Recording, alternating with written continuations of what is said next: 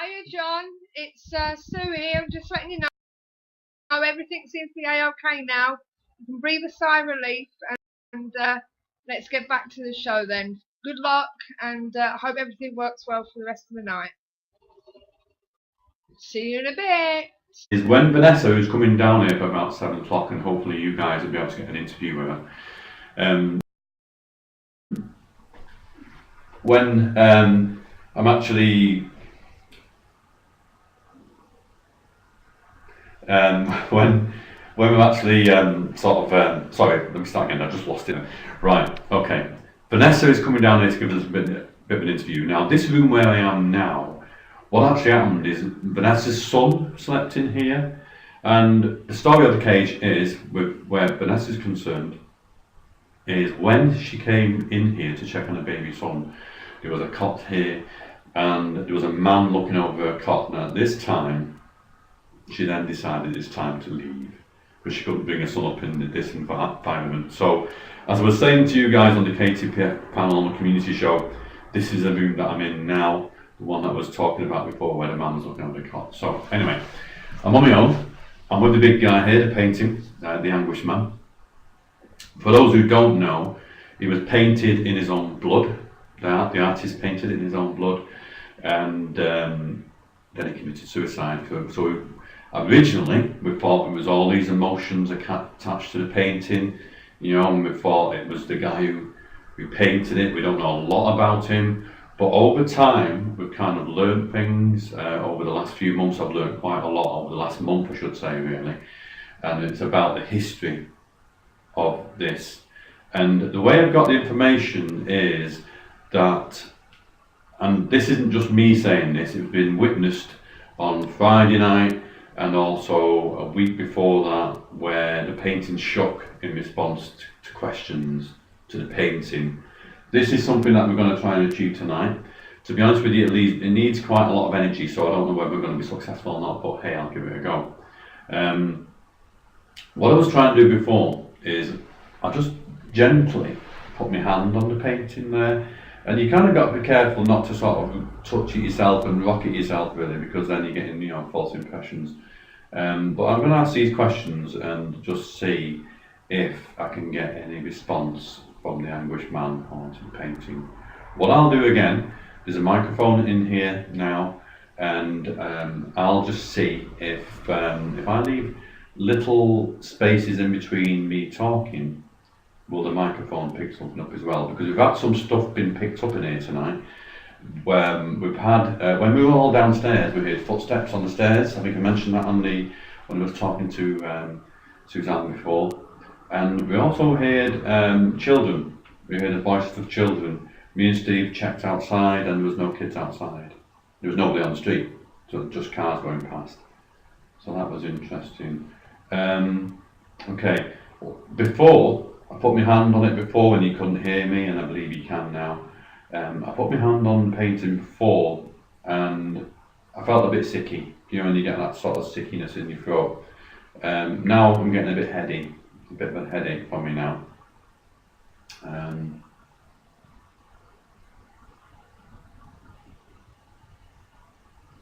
It's kind of strange at the moment. You know, like I was saying, I got this like a heady type of feeling. I'm getting that sickness feeling again. You know, it's kind of feeling around about there, really. You know, that feeling when you've had too many biscuits. it's probably that. We've been eating ginger biscuits, to be honest. And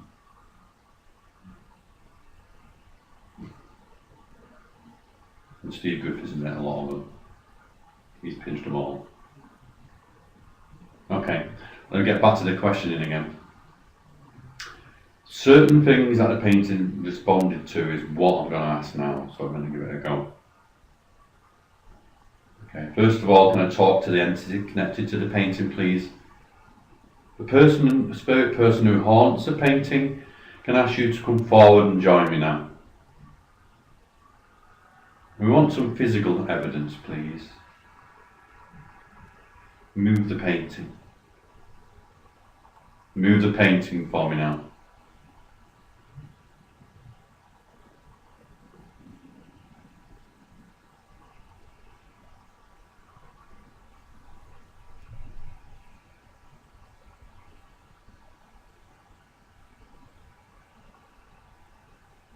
Hmm. Does anything, talking to the painting again, guys, does the 1940s mean anything to you? Does the 1940s mean anything to you? 1940s, I'm going to repeat myself quite a lot, guys, because I found when I repeated myself a lot, it kind of started to shake then. Does the 1940s mean anything to you? The 1940s. Does it mean anything to you? Does the war mean anything?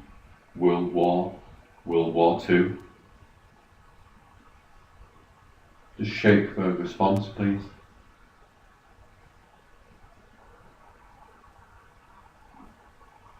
World War Two.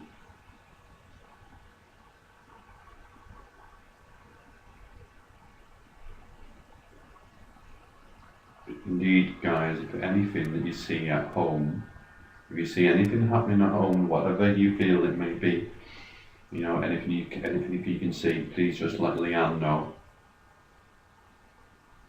in the chat room,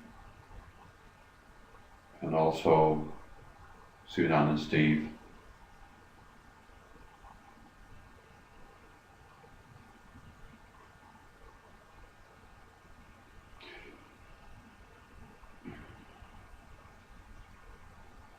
I'll be honest with you, there's not a lot happening at the moment. There's kind of subtle things, really.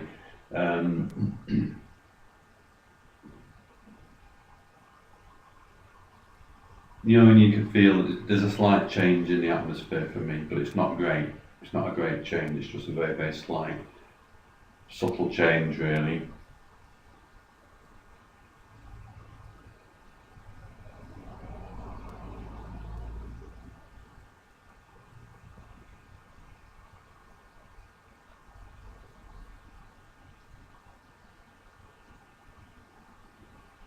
A lot of you guys heard Andy before, but Andy said he's got a genuine bone flute, one that he's mentioned on the show before. What he's going to do later on, he's going to play that, and the idea of that is that it can, allegedly, it can bring on spirit. So let's just see. That's the whole purpose of it. Let's see what that works later on.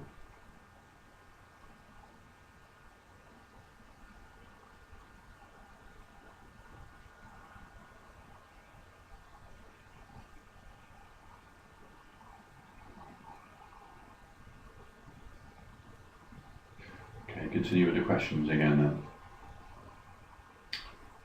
There's certain questions that came up with the painting, and a couple of them were quite upsetting, really. And I'm going to ask these questions. They're quite sad ones, really. And that is, we picked up from the painting, and it shook in response to a yes, that the person, the subject of the painting, is the one that haunts it. And also, the subject of the painting was German. And also, it was Jewish. And there's a connection with concentration camps. We've never had this before. We've never got this information before until recently. I've still got my hand on the painting as I'm talking now.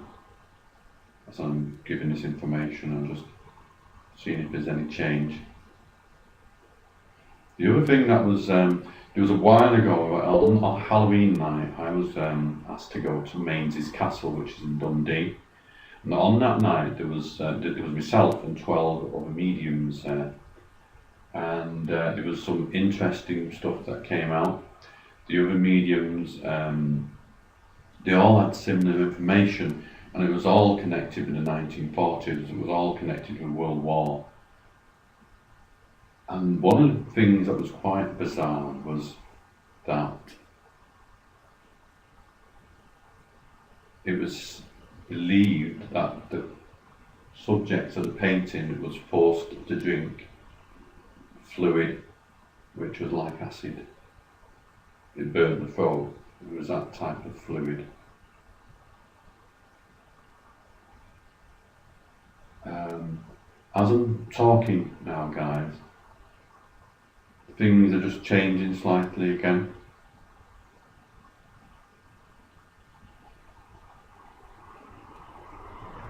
Like I say, it's still quite subtle.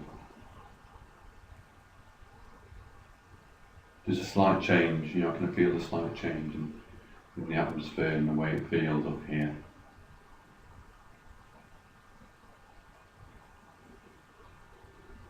We've got a candle. The light you can see now, that's the candle. There's two reasons for that. One, just to give that a little bit of backlight, and the other, the flame at the moment is just nice and steady.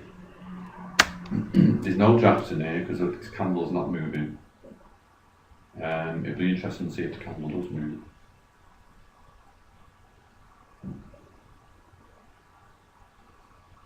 There's one or two noises I can hear next door. I've heard a bang to. I just thought it moved slightly, and I think it could have been me, I'm not sure. But I just heard a bang to my left hand side, and I think it was next door because it's connected property.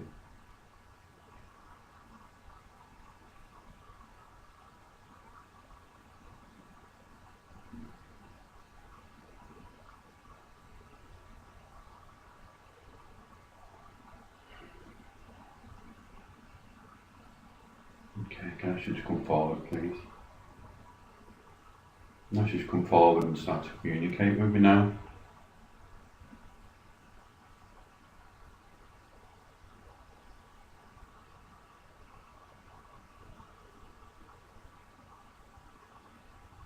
Come forward and communicate with me now.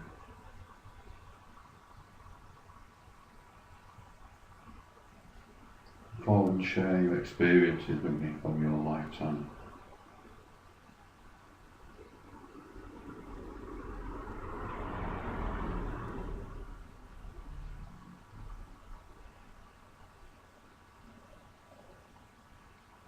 I don't know whether, it's quite cold in this room, I don't know whether it's the cold, but at the moment,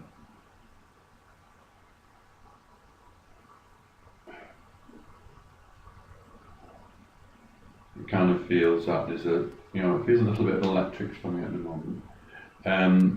I'd rather have, it's a shame that we can't iron these problems out because I'd rather be in perfect dark really, with night vision.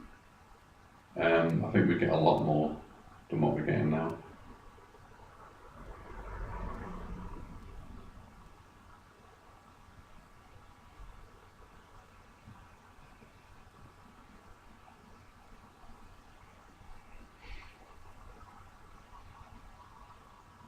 Tonight's quite an interesting long vigil because the cage is really active. It's about the spirits of the cage, and it's about this experiment with the anguished man.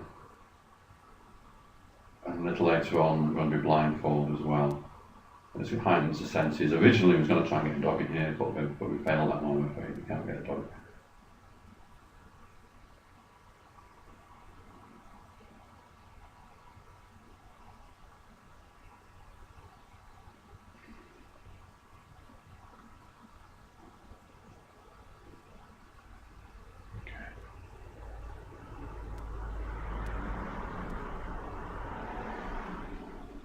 What's going through my mind at the moment, I just, as I close my eyes, and what's going through my mind at this present moment now is what I can see in my mind, and it's pretty clear actually, is I can see somebody shuffling along, he's dragging his feet along, and the way, the look of him is like baggy trousers on, he's baggy, and the clothing, it's like all the clothing, pretty loose clothing really. It's as if this person had lost a lot of weight in his time.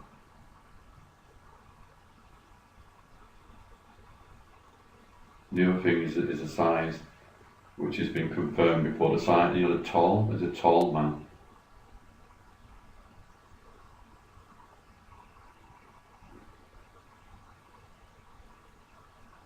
And also, as you can see on the painting really, I kind of see in my mind now that this person didn't have any hair.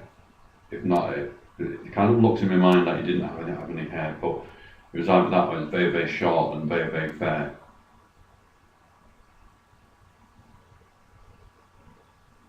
Very gaunt looking. Sadness about it. It's almost as if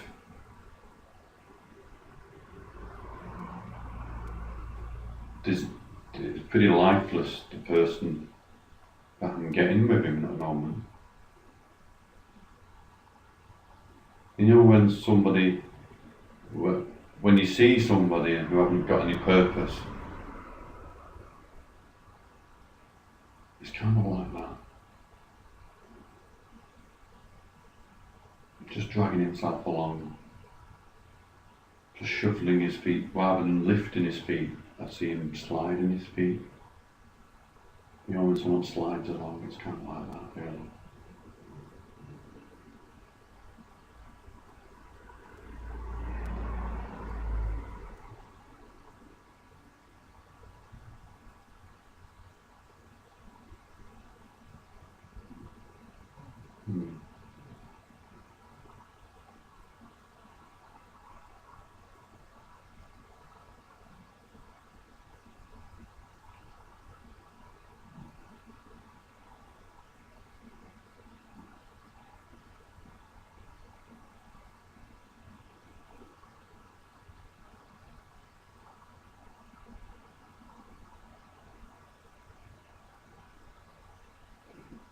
The other thing I see with this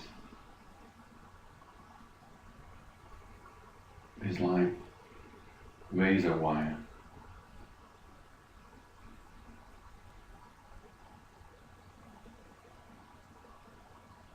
If you see anything, guys, if you're watching on live stream, if you see anything, please say in the chat room what you can see and indeed what you can hear.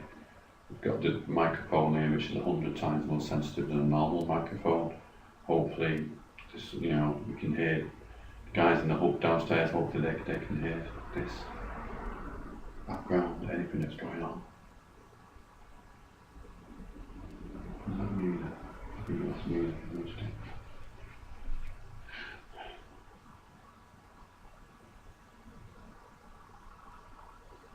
Okay.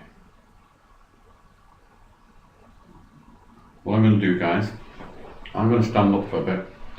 I'm going to stand up over here. I'm going to just reposition this a second. Let's put it over here a little bit. Okay. I usually find if I stand in front of the painting, which I am doing now, this is when you start to really sense things, really.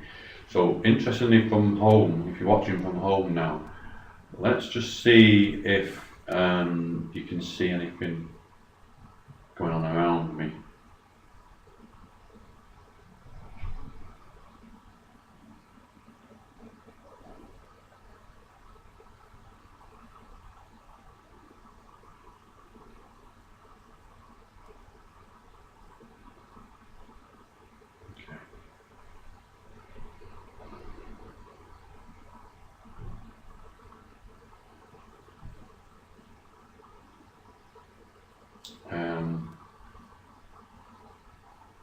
As I'm standing here now, the painting behind me,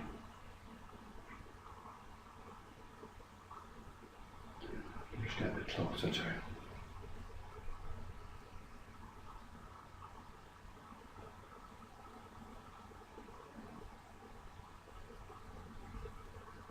So standing here now with the painting behind me.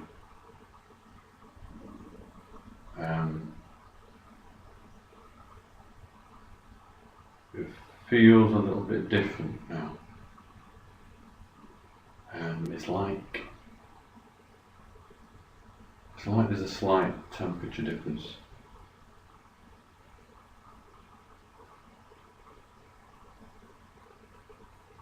Like I say, there's nothing mad going on at the moment, but just really subtle things at the moment. Let me ask these questions again now.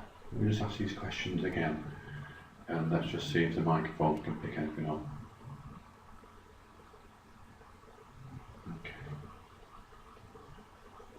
I'll leave the spaces in between again. Does the 1940s mean anything to you? Does the 1940s mean anything to you?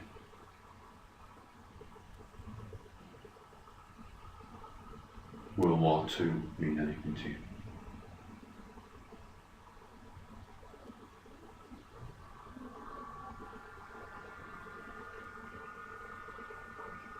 Does World War II mean anything to you? Does concentration camps mean anything to you?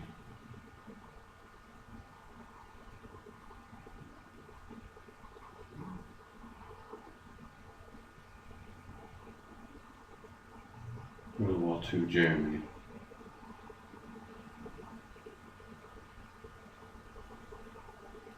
Review the subject on the painting. Let me ask you to come forward. Okay. Just whilst I'm just stood here in front of the painting, just to let you know again, the purpose of tonight is a lone vigil in the cage in St Osyth. The anguished man behind me is one of the experiments tonight. All this is to do with BLESMA. We're trying to raise money for BLESMA, which is the British Luminous Ex-Servicemen's Association.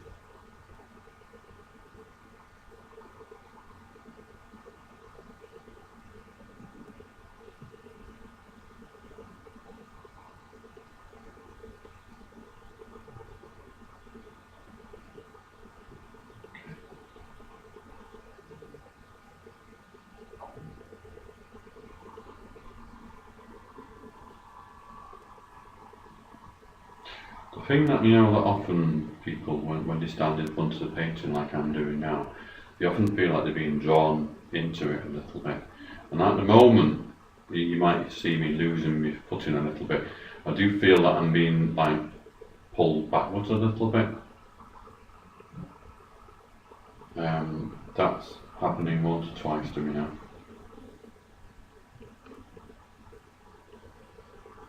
I've always put people in the position of doing like a long vigil with a painting for about 5 minutes, which is probably not long enough really, but tonight, we're going to do this. Probably for about an hour now, and then we'll be doing different things. Obviously you guys are at home, we don't need to be bored to death watching this, so we'll be doing different interactive things.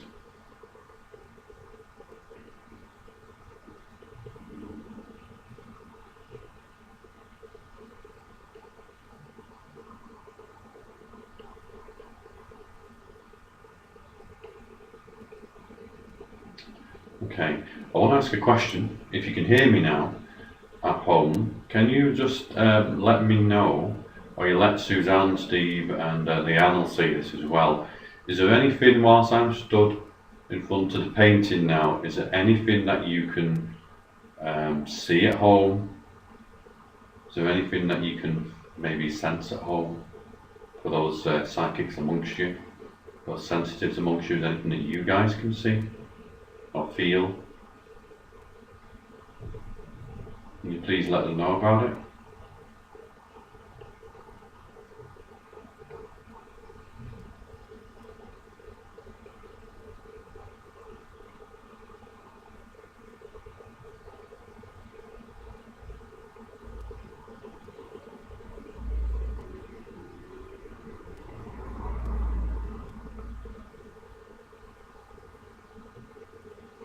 Just going to quick time check, just 1 second guys.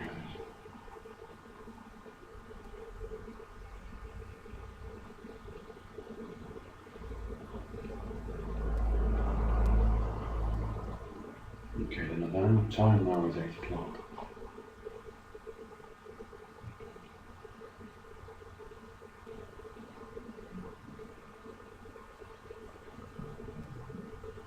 As I'm standing here now, one of the things that's drawing my attention at the moment, because of the microphone lead is slightly coming through the door, and it's kind of the door's a little bit open to allow for that.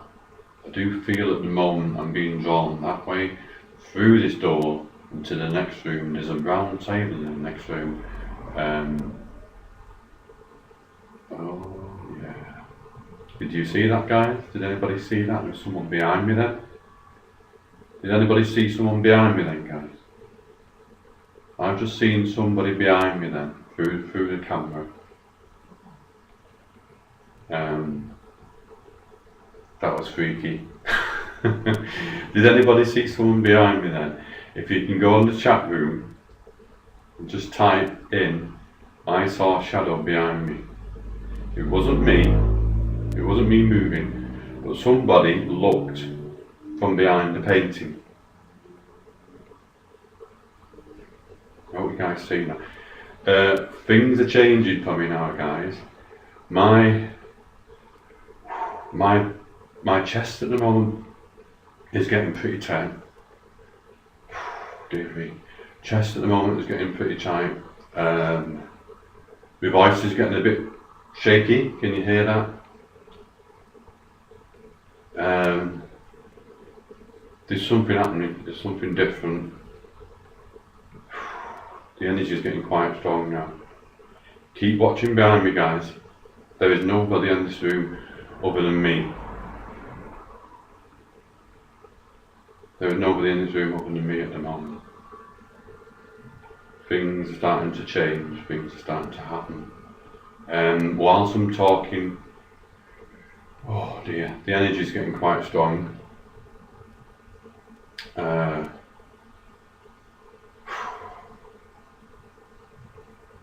Okay, I'm going to start asking these questions again now, because like I say, for those who have been watching from home, I hope you saw what I saw behind me, because there was a definite figure behind me. I could see it through. I'm looking at the laptop now. We've got problems tonight with cameras and stuff, so I'm kind of looking at the webcam. Hi. Hello, Vanessa. Do you want to come in? I've just seen somebody behind me on the webcam. Oh, stop it, don't freak me out. I've only just bloody got here. Oh, give us a hug. How are you doing? Oh, okay. Hi, how are you doing? Guys, I'm just going to introduce you to Vanessa. This is a good friend, and Vanessa has kind of made it all possible tonight for us to be here for raising money for BLESMA. Just whilst can you hear my voice just changing a little bit? It's just because I'm stood with him behind me at the moment. Can you feel that? Yes. That's weird, isn't it? Yeah. Do you want to tell everybody about your experiences in the cave, Vanessa? Well, I owned this house and I've had it now for 9 years, and when I was living here it was such a bad extreme haunting that I literally had to run out.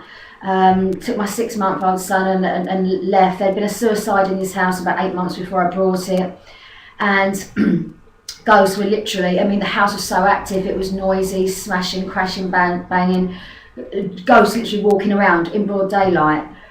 It got horrific and amazing. It just, and I abandoned it, and it's been empty now for many, many years. I tried to rent it out after I left, and nobody stayed any longer than 3-4 months. So, very bad. What, are you alright? Yeah. I feel something's, what's that? That's just ridiculous. That picture, yeah, I can feel that. Mm-hmm. Are you alright? Yeah, just a bit overcome by it or something. Yeah. It's an extremely haunted property.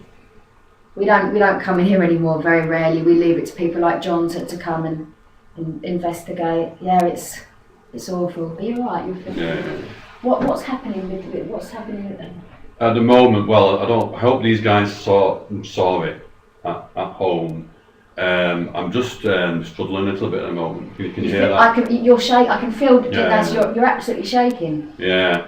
As I was stood there was somebody came from behind there. Right. It was a shadow. Yeah.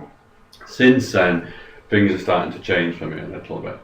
We've had something downstairs as well. Have you? Picking up an entity in the front room downstairs as well, Excellent. which has just come in the last sort of like 5-10 minutes, just before I came up here. Okay. So it's starting getting active down there as well, in the front room and in the hall. Right. Quite hard to control at the moment. I feel he's trying to get in there a little bit, so I'm just sort of holding him back a bit. At the moment. Of the painting or of cage spirits? What I don't have know. you got at the moment? I haven't got it at the moment. It's just more of a. I can't pick up on who it is, to be honest, at the moment. But it's kind of affecting me, the energy wise. Yeah. Can you hear me throat and stuff? And Yeah, I'm putting yeah. it on at the moment. It's getting weird. It's getting quite hard to control, actually. Yeah. How do you feel at the moment about later on this evening being regressed? That's going to be a strange one, because I'm not sure whether I'm in a position to look after yourself or not. Right. Okay. But I'm still willing to do it. I'm fine in doing it and stuff. It's just it'd be strange, you know what I mean, to sort of to see whether I can look after myself under a deep hypnosis. Do you want to stand in front of this guy, Zach, and just see what you can feel? No, I don't, to be honest. When I saw the painting earlier, I've not been able to stop thinking about it all day. I don't really want to put myself in that position, because especially in this house anyway, and it's too powerful. I know that, and I don't really particularly want to look at it very much. No, okay. I mean, what I was going to ask you, John, is in the next couple of weeks, Cage TV goes live 24/7 around the world. Yeah. And I'd like you to come back at some point as well. Yeah. Our cameras also have excellent sound and picture quality. Yeah. Come back and be watched again by the world in the cage, and maybe do various experiments with the painting again. I'm willing to do that. And so we can advertise it as well, so everyone will see we do it. So I'd like you to come back again in the future, you know, within the next couple of months or month or so, when we're ready. Yeah. And then obviously we go live again to the world with our people as well. We have various shows going on Cage TV. It's a subscription. It's $24.99 for 6 months, and people can watch it the Cage live for 6 months, night and day. So I'd like to come back as well and do various things with us. Not a problem. Okay. I shall be doing that. I'm going to go down and get a cup of tea, because I don't even want to see that thing anymore. You take that. Are you okay up here? Yeah. Well, we've got a microphone here. If there's anything I need, these guys will be there. All right, John. I'll see you in a minute. Good luck. Yeah. I just need to get away from that picture. Okay. That's Vanessa, the owner of the cage. Just whilst I'm on my own now. Oh dear, this is getting freaky. Just whilst I'm on my own here, things are starting to happen since I've started to stand in front of the painting now. So I'm just going to carry on doing that. I can't control my voice that well at the moment. It's kind of getting a bit overpowering, really.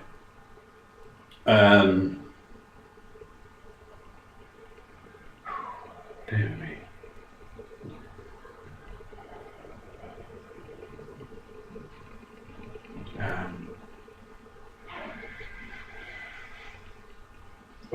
It's getting really cold in this room at the moment. I don't know whether the cold is here anyway. Whether it's just a cold room, but it's getting colder and colder and colder for me.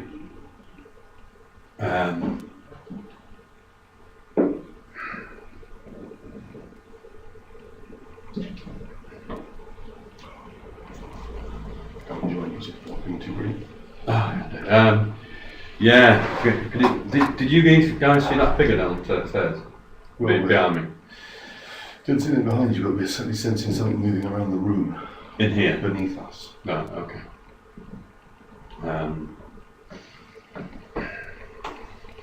Shall we just pass what that's for a minute?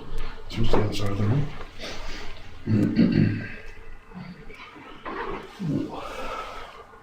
Can you feel that? Absolutely.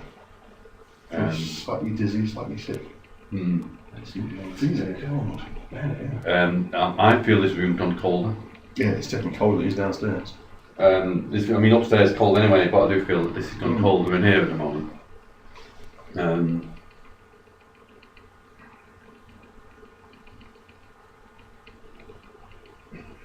It's just.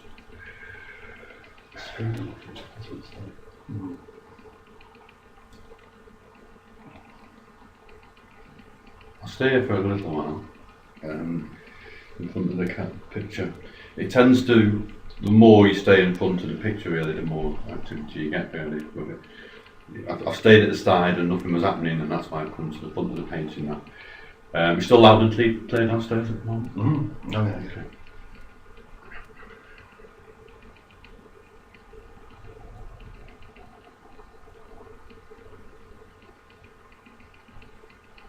Be interested in the past life regression later. Absolutely. What time do you want to do that? Whenever suits you, we're ahead about 10. So. I'll tell you, see you for a while now. Yeah, It's 8 o'clock now. So if you say 9 o'clock, About 9, as you said. that's a good time, isn't it? How long will the past life regression take? Half hour, is it? About half hour? Yeah. It's good. So guys, watching from home, you can't miss this. This is Andy Mercer again. Alright. Andy's going to past life regress me at, we just decided the time now, it's going to be about like 9 o'clock till 9:30. Andy's needs to be away at 10:30, so that'll give Andy about an hour to sort of help me out a little bit. Yes. The only thing I'm worried about, Andy, is I'm just saying to Vanessa then, the one thing that I can't do is kind of, I think when you're in, I don't know, I've never done this before, but I think when you're in a deep hypnosis, will I be able to protect myself then? Oh yeah. No, Yeah, I yeah. can look after you from that respect as well. Okay. Bring you straight out of it if you need to. So. Yeah, that's good. As the guys know, I've been doing this for a number of years. This is kitty, isn't it? I've been doing this for years anyway. So. Yeah, that's good. Those are on Nice to have that support. We've got a good support team here tonight, guys. That's better. Okay. Getting it back again a bit now. Do you know, you're right, I think he does feed off you. Yeah. He gets the energy from That's what I you. felt as soon as I walked into it. I was starting to get a headache standing in front of it, and I just thought, no, he's feeding. That's Yeah. what he's doing. And I thought, you know, don't want to spend too long with it. Randy looks at the two eyes in the picture. You might at the back of your head. Yeah. Little light dots. Yeah. I'm allowing him to feed a little bit, because you got him, haven't you? Yeah. Yeah. But, let's see what happens. Okay, guys. So, shall I come downstairs about 9 o'clock then? Yeah, sure. Yeah. I can sort it out. Okay. You want to do it in here? No, we're going to do it on the couch downstairs. No worries. Yeah. Okay. You need a picture in here or bring that downstairs? I'll bring it downstairs. That's good. Okay, well, I'll leave you to it for a little while. Okay. Obviously, if you're not feeling too great, give us a shout. I will do indeed. Yeah, I'm okay at the moment. If you just leave me to it, and I'll give you a shout if I need to. Best of luck. Thank you, guys.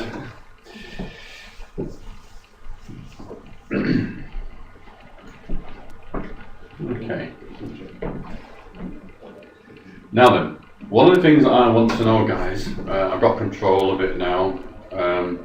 One of the things that I want to know is, as you know, there's a bit of a delay, you know, with live stream, and the shadow behind me before, I hope you guys saw that, because that wasn't a delay. I've been on my own for quite some time before then.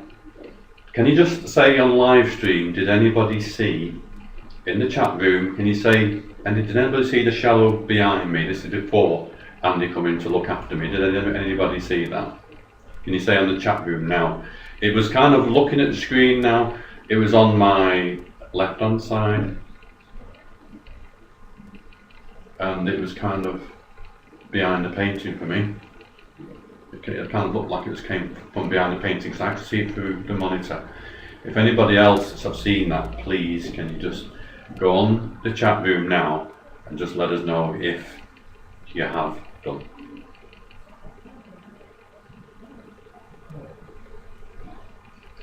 Okay.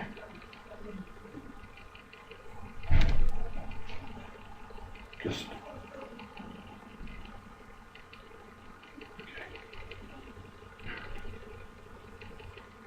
okay, it's backed off a little bit now. At the moment, yeah, it's backed off a little bit now. I'm going to stand in front of the painting still, because up to now, since being in here on my own, I've had the most activity for me since I've been stood in front of the painting. So I'm going to stay here just for a while. The flame on the candle, which is over there, that hasn't moved yet. That is nice and steady. It's very cold in here at the moment. Thank God my BLESMA hoodie, kindly donated by BLESMA.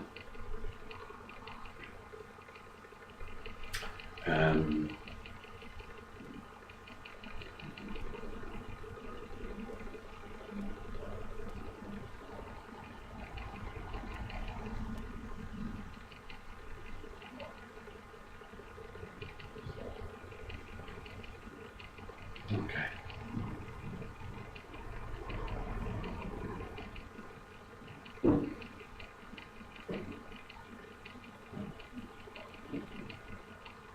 Okay guys, as I'm stood here now, I can feel something quite close behind me now.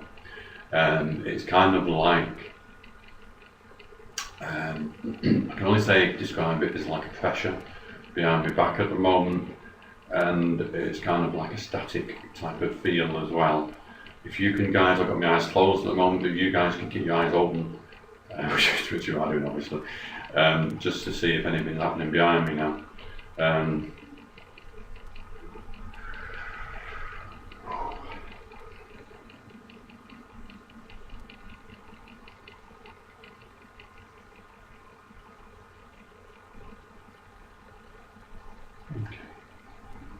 Let me ask these questions again. Now I'm standing in front of the painting, let me ask these questions that I've been asking quite a few times tonight. Just bear with me because I know I'm repeating myself, but you know, we do get responses from these questions.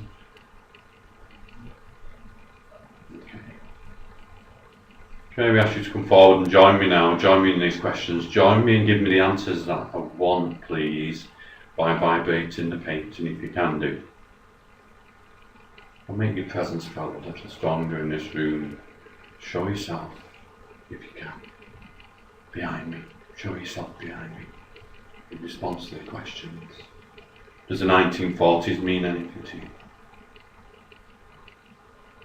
Does the 1940s mean anything to you? Does Germany mean anything to you? Did you come from overseas?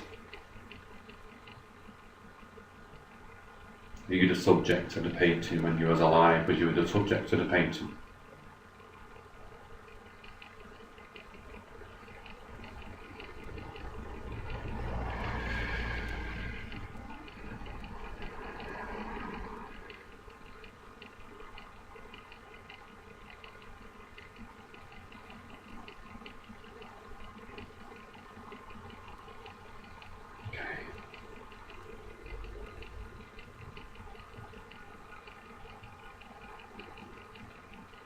Something a little bit strange going on at the moment. What I can see at the moment, guys, it's like kind of like walking down a tunnel, to be honest, because it's like everything's dark. There's like a light in front of me now. It's like a round, you know, it's kind of like walking through a tube, you know what I mean, where you can see that light at the other end, like a tunnel, I suppose. It's just round. It's not like a typical archway type of tunnel. It's kind of round.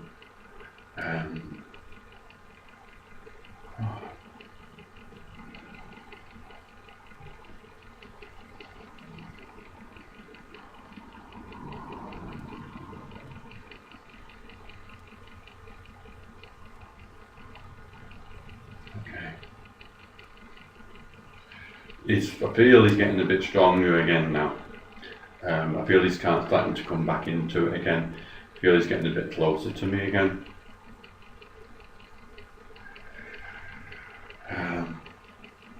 Definite pressure behind my back at the moment.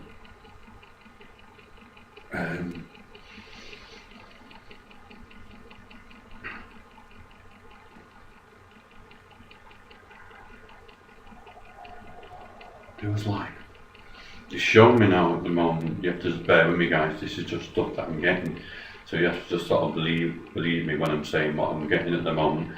I'd rather have physical stuff where the paint is moving, because then you can trust that. But let me just tell you what I'm getting at the moment. You know this tunnel that I was on about before, I can still see that tunnel, but out of the other end, when you're walking down this tunnel, it was like the person connected with the painting was being beat. He was being beat when he came out the other side. The people with him were being beat when they came out the other side. It was like they were made to walk out the tunnel. They were forced to get beaten out the other side.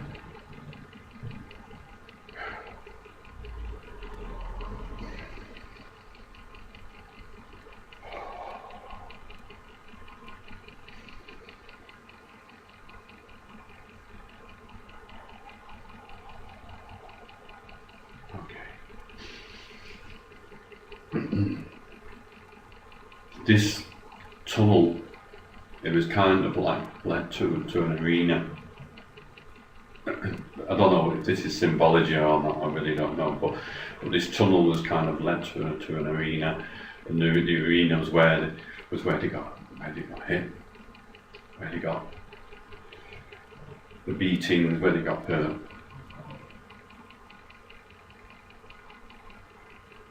Very well, very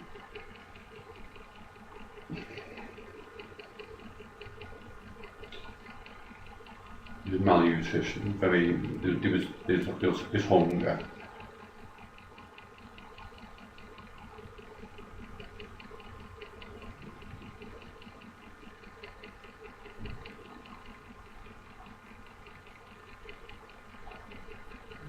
All this.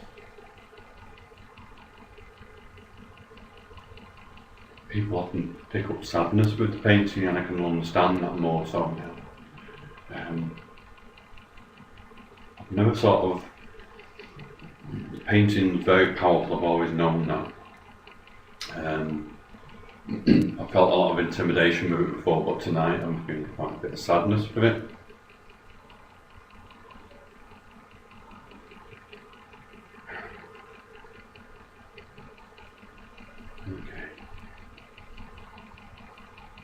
Okay, let's see if we can get him to show himself behind me again. Okay. Are you able to show yourself behind me, please? That's eased off a bit now. That feeling that was going through before has eased off a bit now. Can you show yourself behind me, please?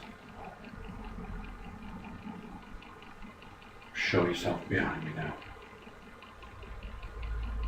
Show yourself behind me now, come on. Show yourself behind me in the shadows.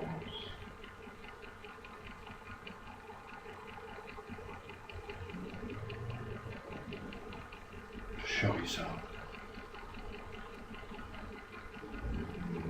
If you want to communicate with me, this is a way to do it, and I just need you to show yourself behind me now.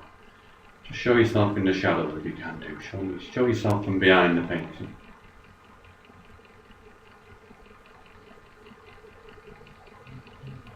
If you can work with me now, can you give me any physical evidence or communication?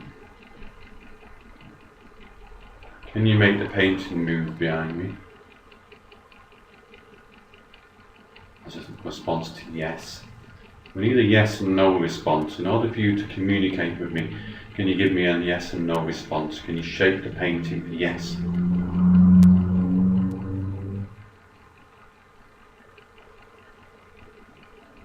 Shape the painting, yes. Let me just stand there, and you just need to stand away from the painting a little bit, guys. I'm just going to do that now. Just so I'm not too close to it.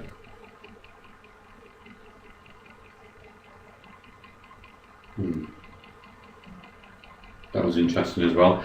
If you probably just see me look on to the side of me, the doorway, there's a slit in the doorway because that's where the microphone lead is. And I've just thought I saw something in the slit of the doorway.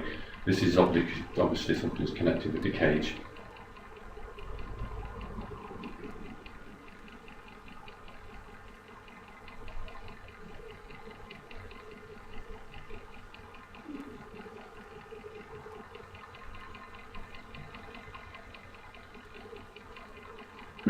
Okay guys, you know tonight, this is very interactive tonight, and as we said, it's up to you guys to tell me what you want me to do and where you want me to go.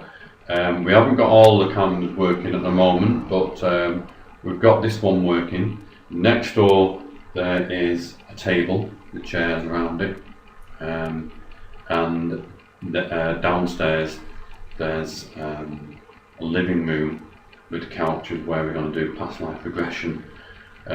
Please feel free to ask me to do anything you want to do in order to see if we can get some sort of response from what we're doing at the cage tonight. So, does anybody want me to do anything in the chat room, guys? Apart from a song and dance, because I'll do that very well. Anybody out there? If you can type your questions, and then someone can actually tell me what I need to do. part of the team downstairs can tell me what I need to do.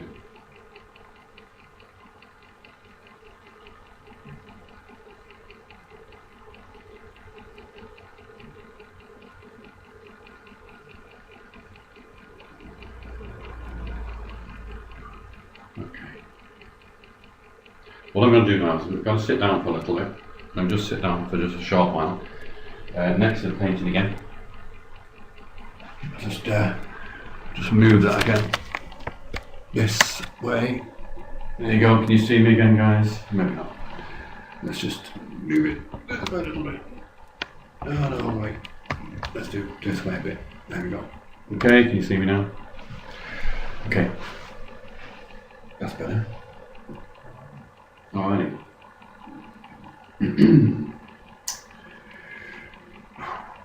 Okay. There's a completely different feel when you sit down next to the painting than there is standing in front of it. Like Andy was saying before, and when you stand in front of it, it does feel like it's feeding off you. It does feel that it's taking energy from you. Many a time when I've been working with a painting, I always feel drained. And also Steve Griffiths, who's downstairs, he said he had a theory, and he mentioned it to me a while ago, and I agree with him. He believes that the painting stores energy, and then under certain conditions it releases that energy, and this is when you get the most activity. And this tends to be what happens really with it.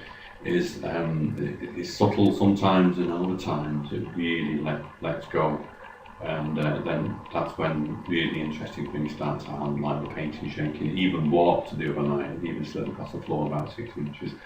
But you know, part of all this is that the cage is really active.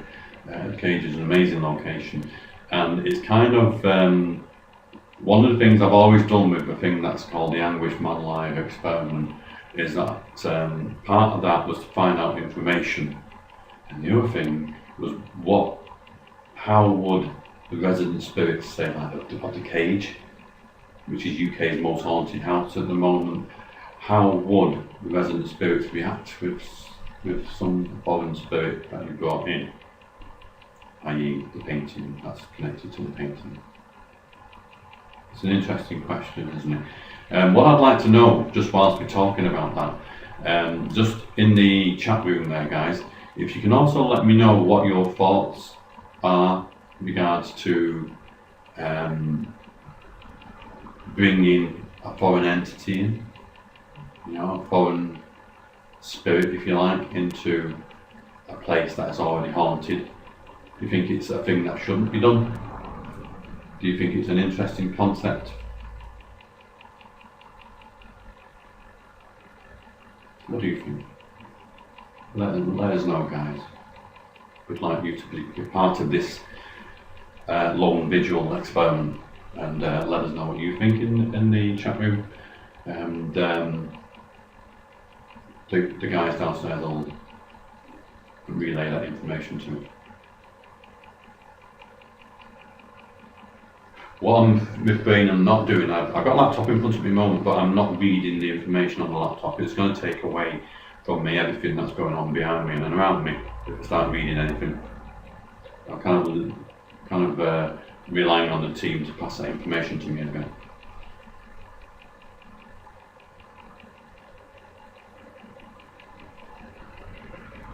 Okay.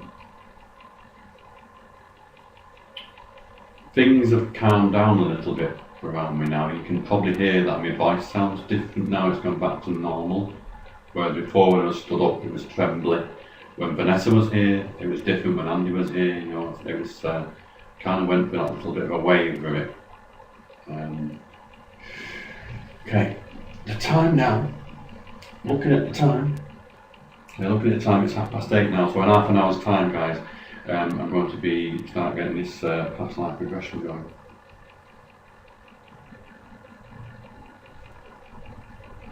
I'm just looking at things that people have sent to me on text, and the signal's not that good, really. So Right, okay. Somebody said to me, a very good friend sent me a text and said that there's that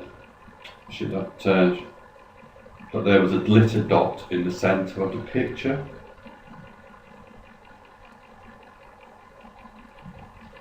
And somebody, right, yeah, sorry, yeah, there's a glitter dot in the centre of the picture. Don't know if anybody else saw that on live stream, guys. That's something that we usually get with the painting as well. It's like there's like little little sparks of light in front of the painting sometimes.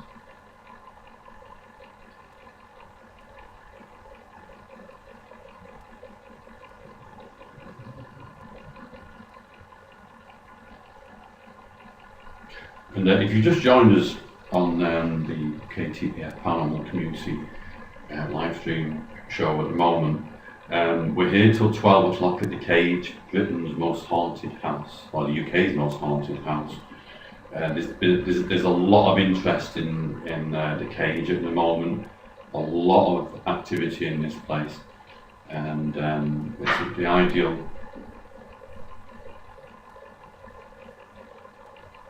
The ideal place for a long vigil.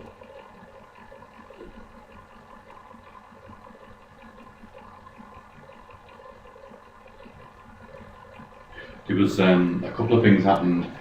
I did say this before, but I'll say it again. There's a couple of things happened tonight whilst we were downstairs, and we heard 3 steps running up the stairs. We heard children's voices, a child's voice in this room via the microphone, which is 100 times more sensitive than a normal microphone.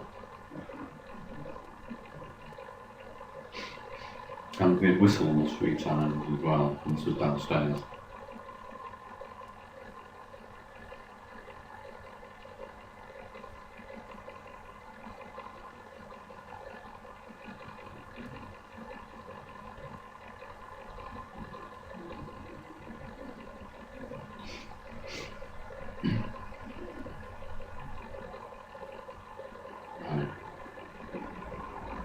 I do feel it's backed off a bit now. I say it's pretty calm at the moment, not a lot going on at the moment for me. It was quite intense before though.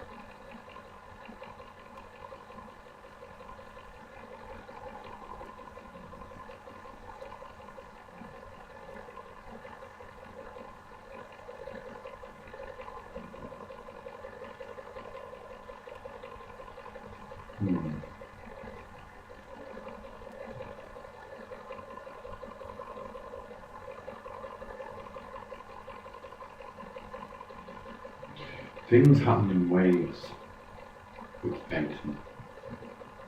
Things are seeming to happen in waves. At the moment, there's another wave just starting to come, and it's starting to be quite subtle, like before.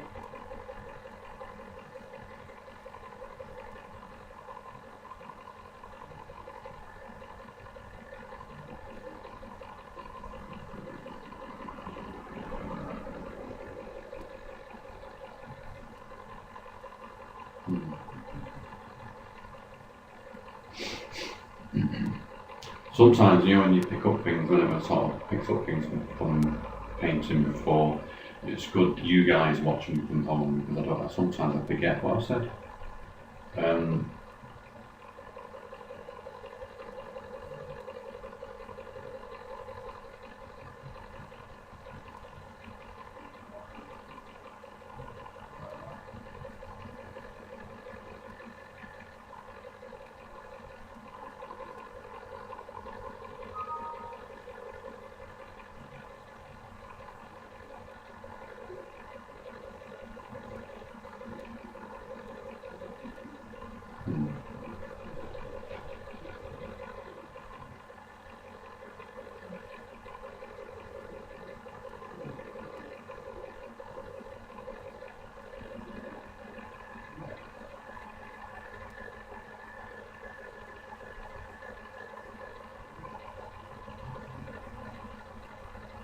There's something at the moment going away from the painting.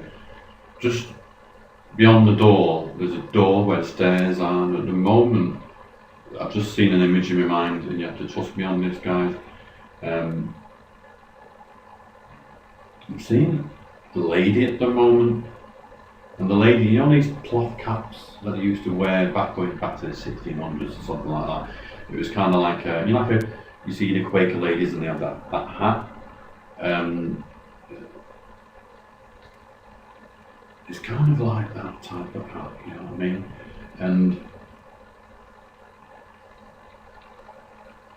And the dress, it's what you'd expect to see, I guess. You know, I'm not good at costumes and stuff like that, but it's what you'd expect to see of a lady who was like a peasant type of lady going back to the 1600s maybe.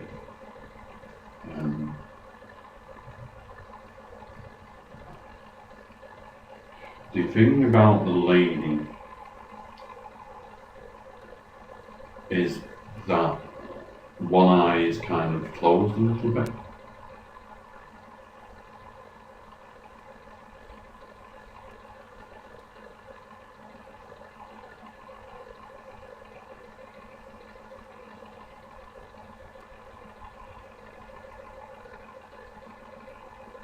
It's almost as like, you know, when somebody stares at you and looks at you, and it's almost like that, like the one eye to this lady at the moment. She's kind of like she's got one weak eye and one strong eye, and she kind of glares at you with the one eye, if that makes sense. It'd be interesting if anybody sort of picks up anything like that before.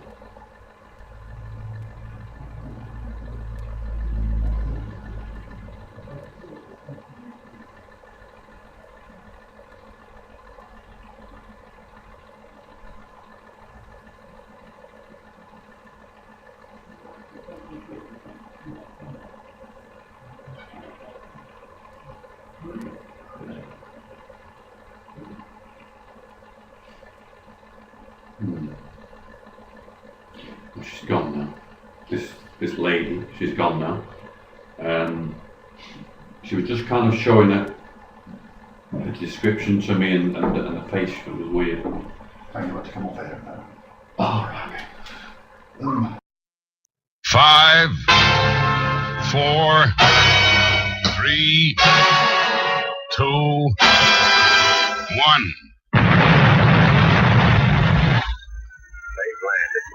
You're in the right place. Online, on the web, and on air. All over the world. Talk radio. You hear us, we hear you. Yeah, good evening, ladies and gentlemen. Welcome to the KTPF. We're keeping the paranormal friendly community talk show. My name's Suzanne. Hi, and I'm Steve. And we're here in Manchester, wet and windy Manchester, on the KTPF show. And tonight we've got a cracker for you. If you've been listening to the chat room, we've got 87 viewers tonight at the moment. If you've just joined us, we've been live at the Cage over in Essex, St Osyth, or I can't pronounce it now, but we're there in Essex somewhere at the Cage with John Blackburn, who's doing a lone vigil for charity for BLESMA. Now, for those of you who don't know what BLESMA is, it stands for the British Limbless Ex-Servicemen's Association, and they are a national charity that directly support all of our servicemen and women who have lost limbs and the use of their limbs or the loss of eyesight in the honourable service of our country, and that's what he's doing it for. And a bit later on we will be speaking to a young man by the name of Steve Gill, and if you are a Big Brother fan, you would know that he was on Big Brother on one series. I'm not sure, to be honest with you, because I don't watch it, I'm afraid. But we're going to be talking to him about BLESMA and about his connection with John a little bit later. And we'll be going back to John soon with what he's up to at the Cage. So we're giving him a bit of a break. He's been online since about 5:30. We had a bit of a technical hitch, didn't we, Steve, because of the cameras, and they were a bit late arriving, I think. We did indeed, and we were getting a lot of feedback and buzzing on that from the sound, but they they've stuck to it. They've given credit. They've sorted it out. They've gone to Plan B, and everything's working fine. I think they went to C&D actually, but never mind. And Jay said it's called St Osyth.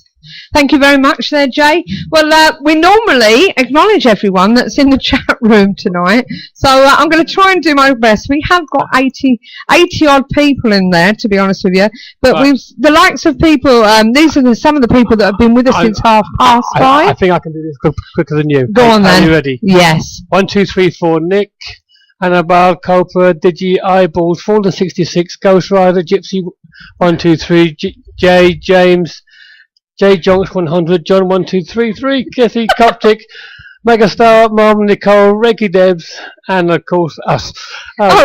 Sorry, I missed a couple there. Sherrup, Sheiky, Smudger Smith, Steve 77 Bowler, and Tigger. Right, okay. Well, that's who's in the chat room, and there's 86 viewers that are actually watching us at the moment. But don't worry, we won't be spoiling your viewing because we will be jumping back and forward to speak to John live at the cage. And round about 9 o'clock, one of our regulars in the chat room, Mr. Andy Mercer, will be doing a past life regression with John. He's a little bit nervous about that, but we'll find out a bit more about that in a minute. I'm going to see whether I can get to him and see whether we can hear him. Hopefully, I'm not sure if he's there. Can you please tell me you can hear me in the chat room, please? John, if you can talk to me in the chat room, tell me that you actually can hear me. If you can, then that'll be great. If not, then I'm going to have to ring you up, hopefully, with a signal, because we really do want to speak to you. So, John, if you could do that. Or Leanne, if you could ask him to make sure he can hear us via his laptop so that we can contact him and talk to him about what he's doing. I'm sure Leanne can hear me, hopefully. And that we can get back to him for, he said my name. Yes, we did, Captic. We did. And Megan Starr. Did you mention Megan Starr? I did. All right. Well, yes. So we do like to give a shout out to those that are in the chat room and acknowledge you all, because that's what it's all about, isn't it? It's your show. Just to prove it is live. Yeah. And not only that, it is your show. Okay. We're here every Sunday at 8:30, and we try and incorporate all sorts of paranormal genre, from UFOs, cryptozoology, and obviously ghost hunting, because being UK Shadow Seekers, that's our norm, isn't it, Steve? It is indeed, yes. And all you have to do to listen in is join us at 8:30, click the play button on the front page, and just log in with a nickname. No actual login, just put a nickname and there you go, and away you go. There's no actual logging in, and it's all free. That's the best bit about it. You can just come in and what I like to call a glorified chat room, because you can see what's going on. We have special guests. We've had people like Derek Okora, and we've had Ben Hansen from Paranormal Fact and Fate, or Ben Handsome as some of the chat roomers like to call him. And we've had Richard Felix and stuff like that, people like that, and also Lee Brinkley, who wrote a book about Cannock Chase and all that's going on there. Yes. I have a little thing on here about our friend from the CF said. Oh, right. Well, we'll go into that in a sec. Just want to mention to you that if you ever want to listen to our shows back, you can find them on YouTube channel at the KTPF Community Show channel on YouTube. You can find the link on our website. And so what we're going to do, while we're finding out from Leanne if she can hear us, I will even type it to her to tell her that we need to speak to John so that everyone can hear him. And Steve's going to tell you a little bit about what he's found on the observations this week. Go over to Steve. Well, here we go. Just a little thing there. For the regular viewers, they will know that we do, every now and again, we do a thing on the strange creatures. Well, an international team hopes to settle the Thylacine mystery once and for all. The Thylacine has officially been put on notice. The hunt is on. An international team of naturalists from the Century 14 Zoology has arrived in Tasmania for the first in a series of well-resourced professional expeditions into the Tasmanian wilderness. And one of our friends who's been on the show, has been with us quite often, and likes to keep us up to date is Mr. Richard Freeman. Oh yeah, he's on next week, hopefully. Well, hopefully he'll be back from there, because along with Dr. Chris Clark is the British part of the expedition. And they've searched for the giant Aconodonda, Bigfoot in Sumatra, and all sorts of weird and wild things. So Richard will be coming on, as you say, next week to tell us about that. Yeah, and it's just one of 10 separate areas that they're going to try and find the Thyroxine. And in case you don't know, the CF said the Thyroxine is actually their emblem. And at the end of is it October or end of August? Is it? It's the third week in August next Third year. week in August, they have the Word Weekend, where if you're interested in all things from cryptozoology, they have speakers and they have a whole weekend show, and it's really good. Right, well, we've got John on the line. Excellent. Yes, because I don't think you can actually cross over to him. I was hoping to on the laptop so you could see him and talk to him where he was, but I think it might be a bit tricky, that. That might be, yes. Yeah, so hi, John. Hold on, let me put you on hands-free. Hi, John. It helps if we can hear him. Is that better? I'm live now. Yeah, you're live now. Hi, John. So we've been Hi. some of those that have been in the chat room for quite some time. They've been watching you in your vigil with the Anguished Man, and we've had a few people join us since then. And just to let them know what's going on, we've got John Blackburn, who's from Mysteria Paranormal, and he's been working with the Anguished Man on some of his events with the group, and getting some good results. And now he's taken the Anguished Man painting to the cage in Essex, and he's doing all this for BLESMA. So, John, tell us more about it. Okay, well, the whole idea really is to do a lone vigil in the cage, which I've been doing, and we've taken the Anguished Man into the cage because it's just one of the experiments we're doing tonight, and we find it's kind of like I've said, I do the Anguished Man live experiment. And there's two aspects to it. One, to find out information, and the other aspect is how would the resident spirits react if you brought something foreign in. Yeah. And that's what it's about, really. But at the moment, there's been some strange things happened since I've been doing the lone vigil upstairs in the smaller room. Now, the smaller room of the top floor where I was, it's kind of it was a children's room, and Vanessa, she went to check on a baby son in there one time, and this is what made her leave the cage. Mm-hmm. And she saw a looking over the cot at a baby son. Right. Now, I put the painting in there. The reason being is because it feels pretty active. Now, I don't know if you guys can see what I could see.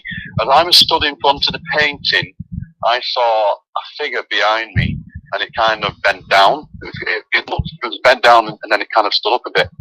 But it looked like it was behind the painting. Did any of you guys in the chat room see that? We were seeing, there was quite a few that were seeing somebody behind the painting. Yeah, I actually wanted John to go behind the painting because I had a strong feeling there was someone there.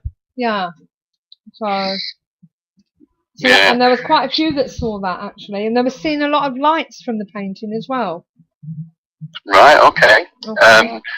The other thing as well, when I stood in front of the painting, whenever I stand in front of it, and especially tonight, is when I get the most activity, really. If I stand at the side of it, it kind of just calms down a bit. But if you stand in front of it, it's like what Andy Mercer was saying, and a lot of you guys kind of know Andy because he's a regular on the show, mm-hmm. and it kind of feeds off you a little bit. Does that, like energy-wise? Yeah. Because you feel a bit drained when you come away from it. And I don't know if you guys could hear my voice changing. It was a bit when I was talking. Did you notice his voice changed? It did a little bit, yeah. Yeah. So. Yeah, it was like like my voice was trembling a little bit. Mm. And it was quite weird because it was hard to control that. Yeah. It was strange, really. And I was getting these images in my mind. I don't always remember them, really. But I remember saying about the tunnel. Did you hear about the tunnel that they're saying? Yes. Yes. Yes. That's all right. I went in Did the you hear bath. Sorry. It's okay. Yeah, and it was like, I remember it now. It was like the person connected with the painting. It was like walking down a tunnel that came out to like an arena. Well, maybe, I don't know if it's symbology or not, but they got beat at the other end of it. All right. And it was bizarre. I mean, what I want really is for people to sort of see physical evidence rather than me saying what I can see. Yes. Because I could be saying anything, couldn't I? Well, this is it. Oh. So what you're actually telling people to do is those in the chat room, when they're watching you, because we will be going back to you live in the cage and watching you during your vigil soon, we want you to let us know what you're getting. You can put it in the chat room, and Leanne's on hand, and she's probably going to be writing down everything that you've said that you're seeing, so that she can let John know later on. Am I right in thinking? John? Yeah, I know, that's great. That sounds good. And what was it you wanted everyone to do about this remote viewing? When are we doing that? Right, okay. One thing we'll do is I'll ask Vanessa the postcode. Mm-hmm. Okay. And I want you to get that postcode out to everybody who's in the chat room. And if everybody in the chat room can sort of write that on a piece of paper for me, and if you can put the hand on it and just close their eyes and just pick up what they feel they can pick up, and if you can type it down of what they're picking up on what they get from the postcode, it's kind of zooming into, you know, remote viewing to where that location is. Okay. And once you get to that location, you can then hopefully pick up on what's inside the location. I know everybody can see on the internet about what the cage looks like on the outside, but it's the other things as well about how the cage feels. You know, and how and it'd be interesting. I think, you know, I think we're gonna get, to be honest, is some people saying the same thing. Yeah. Well, that's what we hope for, really, isn't it? Yeah, that's what I want to achieve by the remote viewing. So what I'm going to do now is I'm going to go back in the cage again. I'm going to have a chat with Vanessa, get the postcode of her, and Leanne will send that to you. Right, text. And then let's get the guys at home involved. Well, Leanne can put it in the chat room herself. Yeah. Yeah, she can do that. So. Yeah, she can. Okay.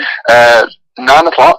I'm going to get myself prepared for this past life regression. Right. This one's going to be the interesting one. This is going to be scary stuff. Well, if you bear with us, I've got to try and ring up Steve so I can have a quick word with him, talk about BLESMA and about his connection with you and himself, and then we'll come back to you live, okay? Okay, I'll go back in the cage now. All right, so it might be just after 9 o'clock, all right? But we won't be long. Okay. Okay, speak to you soon. Bye. Right, well, that was John. He has to come out and talk to us because of the reception. I'm going to try and see if I can get hold of Steve Gill. Just see, it's the right number, isn't it? Just making sure. Yep. So, and see if we can speak to him. Why is that going to be scary? He's a bit scared of it, I think. I think that's the problem. He's not sure about it, to be truthful. Hello? Hello? Steve? Hiya. Ladies and gentlemen, I'd like to introduce you to Steve Gill. If you'd like to say hello to everyone in the chat room for me, Steve. Hi everyone. All right, good evening. Hiya. Now you're a friend of John, aren't you? John Blackburn. I am, yeah. Yeah. I've done Drake Load Tunnels with him recently for my charity, Paranormal Sports. Right, okay. And he's doing this for BLESMA. Now, forgive me, I didn't watch Big Brother. Okay. I don't blame you. Pardon? I don't blame you. So can you tell us a bit about yourself, my darling? Me, I'm a 44-year-old father of 9. I was blown up in Northern Ireland in Belfast in 1989, where I lost my right leg above the knee, my left leg below the knee, and my right eye. And as you mentioned, BLESMA, that's where sort of BLESMA came into play, and sort of came to see me at hospital and sort of gave me the right path I needed to follow with what you could do to get monetary stuff and how we can get accommodation altered and, you know, what sort of rehabilitation events they could put me on. Right, okay. So, and obviously it's a good cause, isn't it? So, Oh yeah, fantastic. Yeah, they've been running for 85 years now. really? It's a charity that doesn't really sing itself too loud, and perhaps it should do. Yeah, yeah. As obviously they look after the guys who get injured, but they also look after the families when they're passed on. Right, okay. And how? Excuse me for asking, but how do you get through life these days, my darling? Well, I've got a really positive attitude, and also do welfare work for BLESMA. Yeah. Visiting other guys that have been injured, and obviously getting out on their rehabilitation events and sort of joining in. And I think you just got to throw yourself at it. Not everybody can do that. I'm just lucky that perhaps I have that look on life that I'm able to do so. Okay, my darling. And obviously, like you say, you said you do your own charity as well. Yeah, I do. It's Paranormal Sports. That's a mixed motorsports charity for veterans and for disabled people. Because at the end of the day, guys who get injured will become civilians. So I thought, what a good way of mixing them up that way. Yeah, yeah. And you say you've been on investigation with John? Yeah, I have. Yeah, I've done Drakelow Tunnels, which was quite an eerie place. Yeah, and with the famous painting, I believe. Well, yeah, it's been a bit of a strange one, that. Yeah, and what experiences have you had? Well, I didn't really get anything from that. It was just basically the tunnels itself, and I think once we were in there, I did say to some of my guys, because there was a few of us from Blackburn Motorsports who went that night. Yeah. That because it was an old military place, we sort of felt at home, which was a bit strange. Yeah. Yeah, I can believe you on that one, because as I say, it has got a lot of military background, doesn't it? Yeah, absolutely. So, I don't know how John's faring tonight. As I say, I've only just this minute picked up your feed. yeah. So well, we're going to be going back to him in a minute. He's going to get past life regressed. He's not very sure about it, I'll be honest with you, but Right, okay. we'll be going back to him soon. So you're going to continue watching, are you, Steve? Yeah, absolutely. Yeah, absolutely. I'll listen in and type in or whatever I've got to do. Okay, my darling. Well, Leanne's on hand to check anything that's being said that might be seen or whatever. So she's on hand for that. Okay. Okay, lovely. Okay. Well, thanks for talking to us, Steve. You take care, my love. No problem. Bye bye. Good night. Cheers.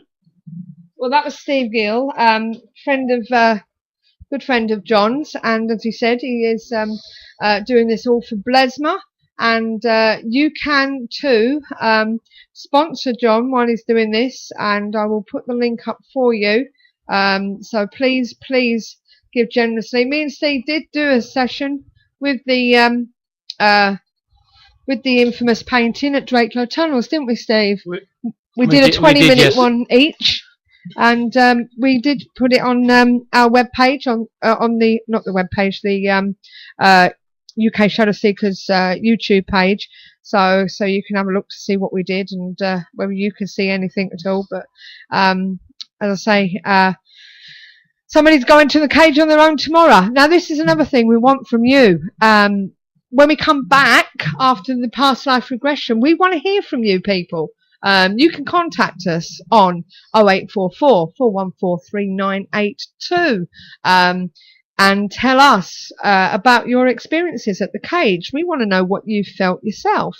Okay, you can also contact us on YouTube, look at me, on Skype, okay, at ktpf.paranormalshow. This is what the show is all about, okay. The show is your show. It's for you to get involved. Without you, we can't do nothing. Okay, even though this is a one-off with John, I'm sure it'll probably do another one with us in the future, and we will also have other things going on as well. But don't forget, we're here every week. It's a free show you can listen to, and it's just a relaxed show for us to get involved in, and we have quite a few topics. Covering quite a few things, and we have a bit of a laugh as well. So until I speak to you again next, I'm going to connect you in a moment to John over at the cage, and we'll speak to you after the past life regression. So if Leanne can let him know that we will be going over to him shortly. And as I say, I have put the donation thing on there. I will do it again. And don't forget, we want this remote viewing. Leanne did put the postcode on. Okay, you need to write the postcode down on a piece of paper, which is CO. I've lost it now. Hold on, I've lost it. Where's it gone? CO178HA. Okay, so that's CO178HA. That's Charlie Oscar 178. I've forgotten what H is. H Alpha. What's H? Anyway.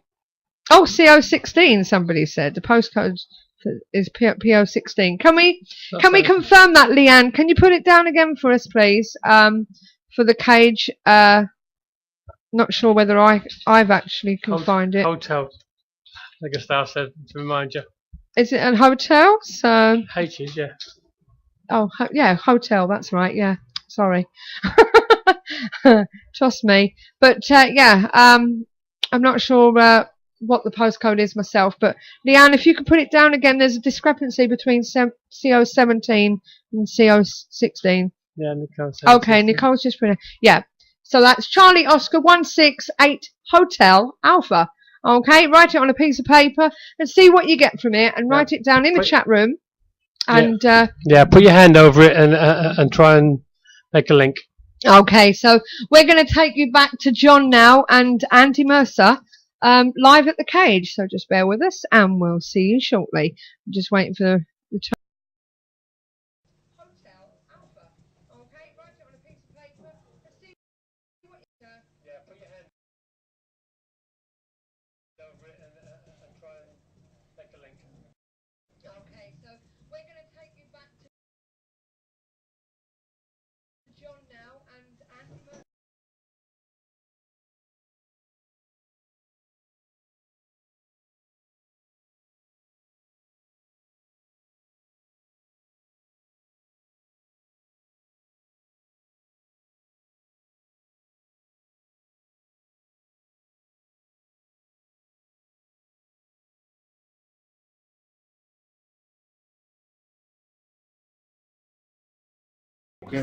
Round the back up a staircase and formed at the top of the stairs. And there's a form of a being which I got to keep quiet.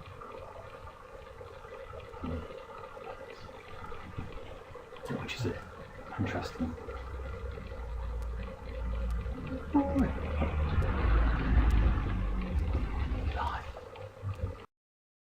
Right, okay then. Right, before we go live back to John, he's just popped out to tell us something. Okay then, John. Okay, guys, just whilst you're in the chat room there, I've got to say a big thank you to Vanessa from the cage tonight. Now, in 2 weeks' time, the cage actually goes live. It's kind of a live TV at the cage, and you can subscribe for £24.99 for 6 months, and that's 24/7. You can watch it 24/7, and it's a live feed, and that's via www.thecagestonsosyth.com.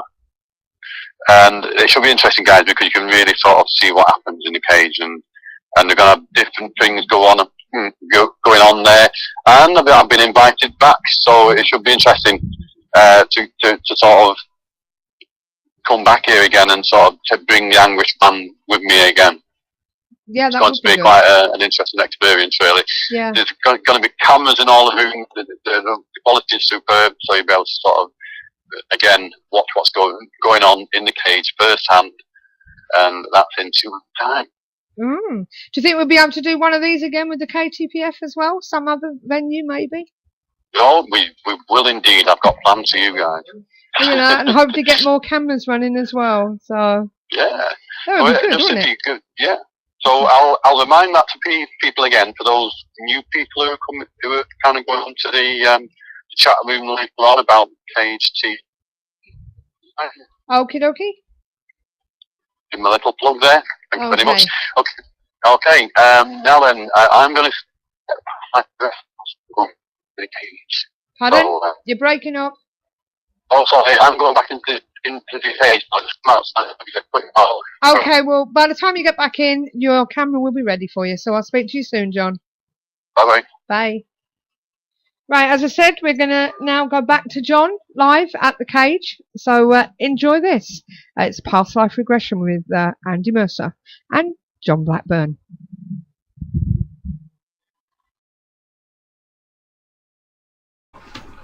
Okay, guys. What's that This for? bit, what I need is a light to turn low and get quiet, and I think I'll put the red light. Yeah. With it being bright and stuff, you just can't get on, do you know what I mean? Short distance, you mean? Tell me about it. Yeah. What did you think of your mother? Yeah, it's a good idea, I think that's Tell it. me of your dreams. Down there. What's this one with the light on? Those are going to see to right. No. This is live.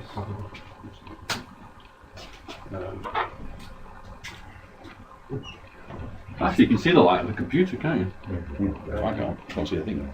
Just pop in next door to just get something to eat. Okay, we've got to do this past life regression. Oh, you're going to do it now? Oh, Yeah. I'm just getting the takeaway just some finger Yep. bobs. Where? So we have to have a light. Make myself comfortable.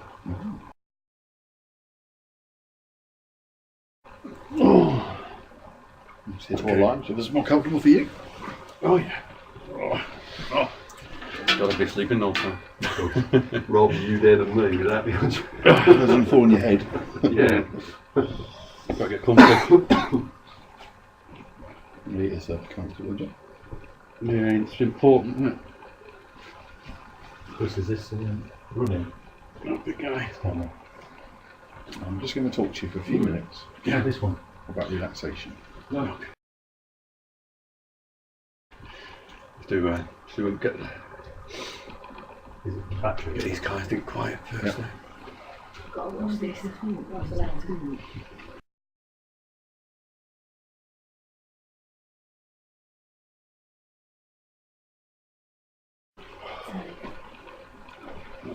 First of all, I just want you to just breathe comfortably and naturally. But try breathing using. Guys, can I have the light off in there? Is that okay? Maybe. Yeah, we just send up a camera as well. Oh, okay. Just concentrate on breathing.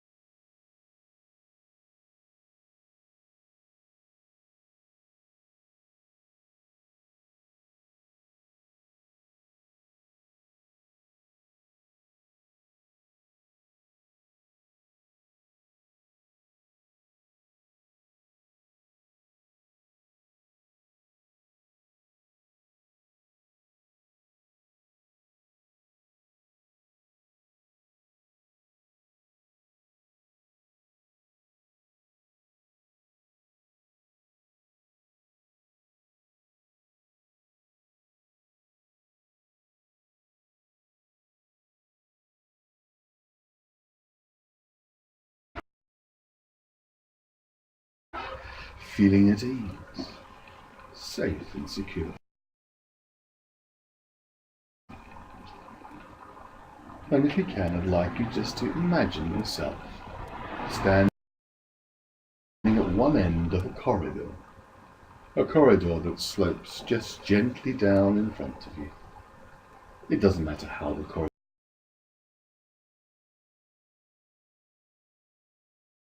looks. It could be somewhere familiar, somewhere you know and recognize. Or perhaps it's somewhere you just create for yourself. But just picturing a corridor sloping gently down.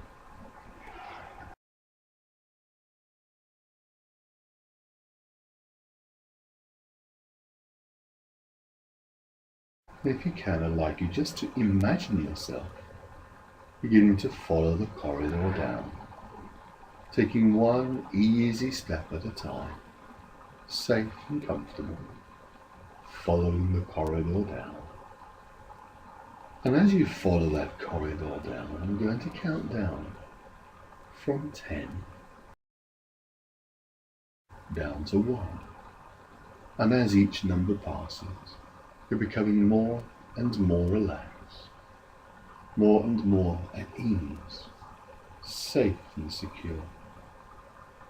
Starting with 10, drifting down to 9, peaceful, comfortable and relaxed, at ease. Down to 8, drifting deeper and deeper, so peaceful now, so calm, so comfortable. Down to 7, safe and secure. Down to 6, and as you drift down through these numbers, all the sounds around you just fade into the background and will actually help you to feel even more relaxed. The only sound you'll hear is the sound of our voices as you drift down to 5, peaceful, comfortable and safe. Down to 4, 3, 2, and finally down to 1. And there before you is the door, a door that leads to a very special place, your safe place, a room and space that belong to you. In there, there's nobody wanting anything, nobody expecting anything. So I wonder if you can now just open the door and let yourself into that special place. And as you close the door behind you, you know that you have closed down the rest of the world. So no one and nothing can reach you here. This is your space. And as you look around that room, which may be familiar, perhaps filled with interesting things, or maybe it's quite empty and plain. But as you look around the room, the one thing you do notice is a big comfortable chair, a chair that's yours. So if you can, I wonder if you can just take yourself over to that comfortable chair. Just take a seat and let yourself relax. And let yourself relax even deeper. And as you continue to let yourself to just relax, I wonder if you can just picture before yourself the face of a clock, an ordinary clock, perhaps a grandfather clock, with hands showing hours and minutes and maybe seconds also. And as you watch that clock, you begin to notice that the hands of the clock are starting to move backwards, as if taking you back through time, as if rolling back time, rolling back years, time flowing backwards, as if you are actually moving through time, going further and further back in time. Maybe aware of the room around you is perhaps changing, maybe even dissolving, disappearing entirely. And as time continues to roll further and further back, moving ever faster, it's as if everything around you has become just a blur, and time and space is moving around you, and you find yourself falling backwards through time, almost as if you're actually moving backwards, aware of yourself moving back in time, as if the years are rolling back, and it's taking you back to another time, another place. Somewhere that may be familiar, somewhere that perhaps you recognize or not, something that you're aware of or not, as time continues to move further and further back, until you begin to find yourself able to focus on a particular place. It may be that you find yourself somewhere that seems perhaps familiar. You find yourself in a time or a place or a situation, and it could be that perhaps you're inside or outside. It could be day or night. Can be warm or cold, bright or dark. What's the first thing you become aware of?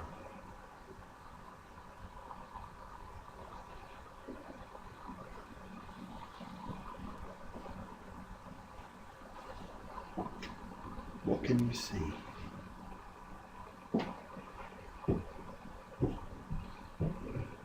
Don't say dusty ground. See the dust on the ground.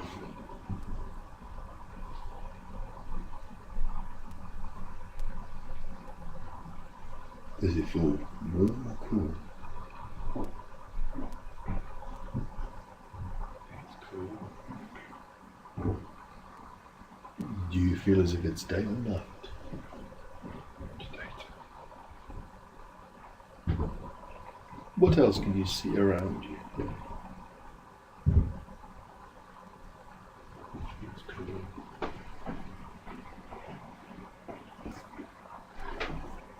What else are you aware of?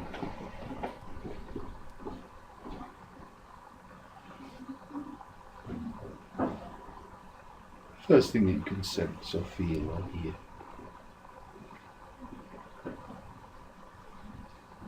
You can see somebody crouched down on the floor at the moment. David male or female? Male.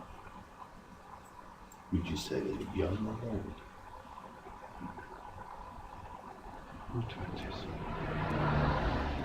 Are they familiar to you? Yeah. Can they see you?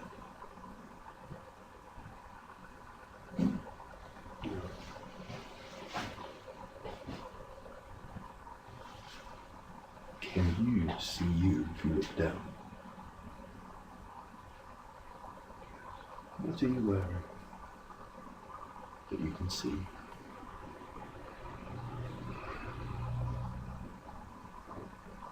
No shoes.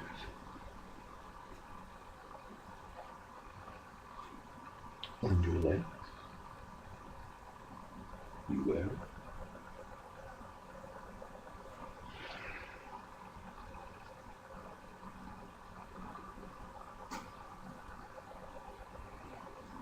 What's happening? Chains. Does it feel as if you're male or female?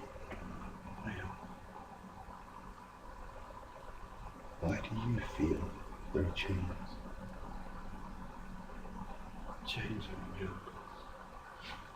Why do you feel that is?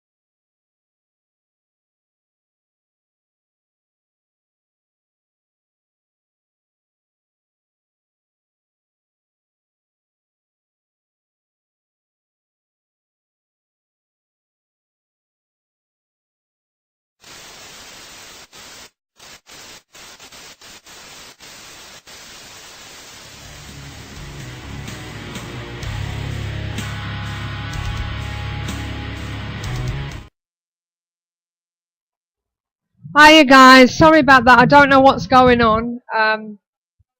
They seem to have lost the feed again, but I'm sure they're working on it.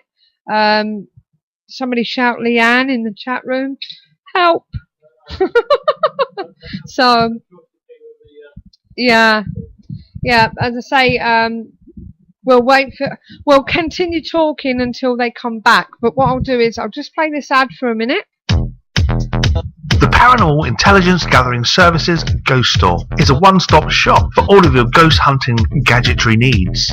Run by ghost hunters for ghost hunters, the shop is filled with all of the latest in investigation equipment, shipped in from all around the world, from high-quality digital dictaphones to EMF pumps, infrared illuminators to laser grid pens, CCTV equipment to data loggers. All of our equipment has already been imported, so you can buy it safe in the knowledge that there will be no hidden costs. And with our postage promise, you'll never pay more than the actual postage price. So visit www.the-pigs.co.uk/ghost store.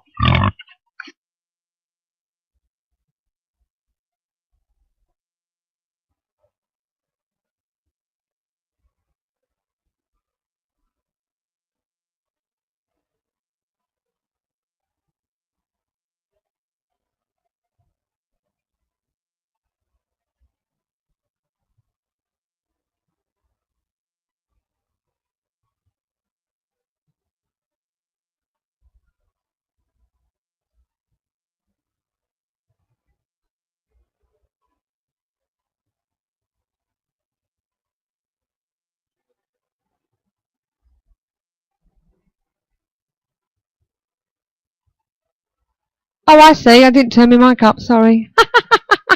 That was me. So, I don't know. Don't mind me. Sorry, now talk. Oh my God, it's all going out the window. That's what happens when you go on Skype to talk to somebody else. Yes, I know. Sorry about that. I was talking to one of the people in the chat room about the possibilities of doing this again sometime. Uh-oh. Anyway, we seem to have the camera back, so I'm just wondering, should I try it and see whether we can get back to them? I'm not seeing nothing over there. Hang up 2 seconds. Let's see what this does. She said.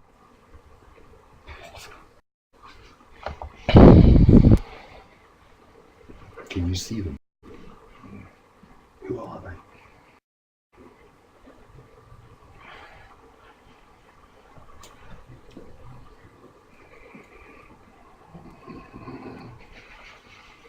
Are they men or women? What do they look like? Soldiers.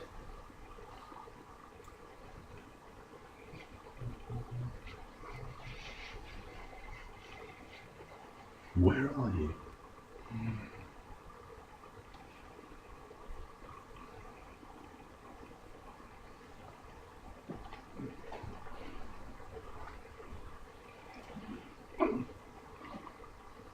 You're going to find it's now very easy to talk about exactly what you're seeing and hearing. Find it's very, very easy to say what you're seeing and hearing. Easy to talk. Comfortable to talk. What is happening?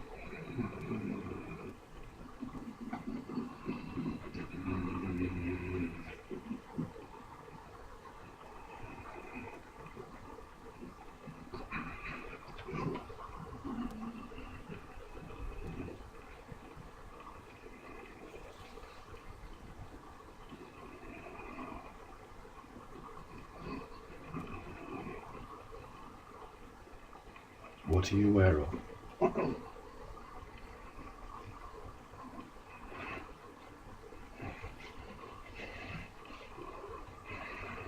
What can you see? I can't imagine the words, including communication. It's not too much to the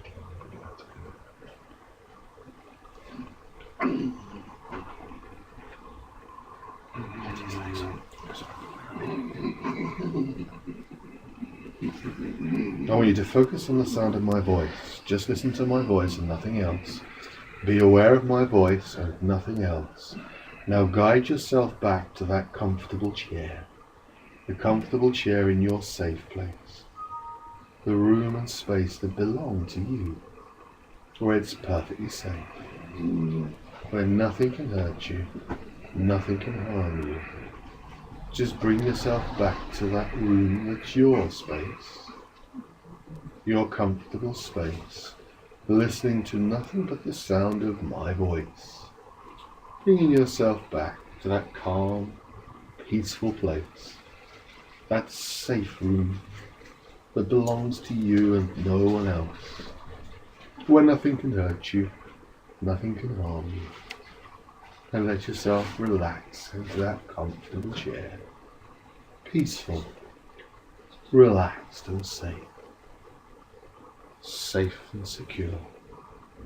Just let yourself relax in your comfortable chair. You're going to remember everything that you have seen and heard and felt, but now you're back in your safe place, so that when I bring you up and awaken you, you will remember exactly what you saw and heard and felt. But that's in a moment. For now I'm going to begin to count from 1 to 5. And each number passes, you'll gradually awaken. Awaken feeling relaxed. Awaken feeling free, peaceful, and calm. Starting with 1. Letting go now. Just coming back into the room, rising up to 2, and just feeling calm and comfortable, safe and secure, rising up to 3, coming fully back into this room, back into today, and all those that are around you are now leave and depart, leaving you free and comfortable as you rise up to 4, coming fully back into this room, back into this place, safe, comfortable and secure, and rising up to 5.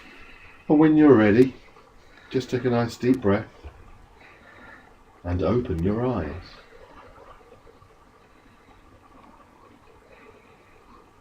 And open your eyes.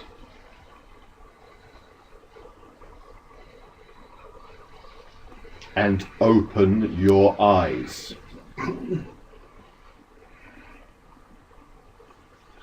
Now,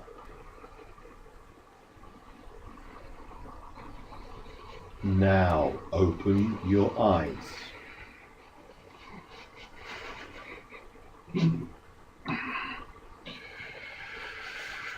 That's it, John. Come back.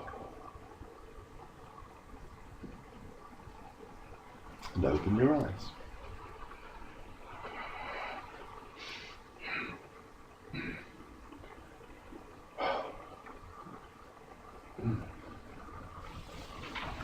Oh dear. Do you remember? You're having a very rough time. What do you remember?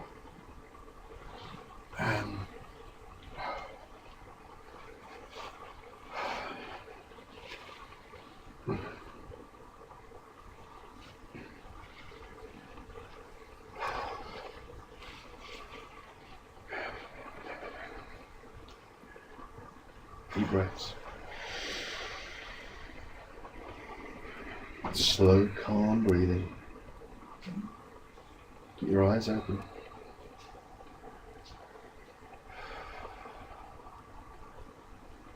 What do you remember? I'll go. Yeah, so. Oh. Dear me. Right. It was like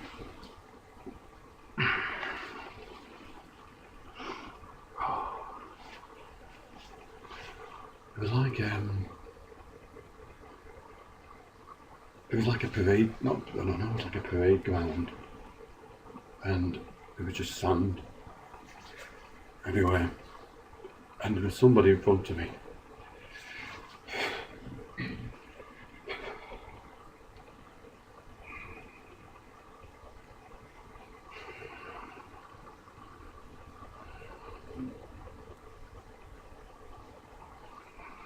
Just keep breathing. Breathe with me. That's the one. Get John a cup of tea or coffee. Give him a nod.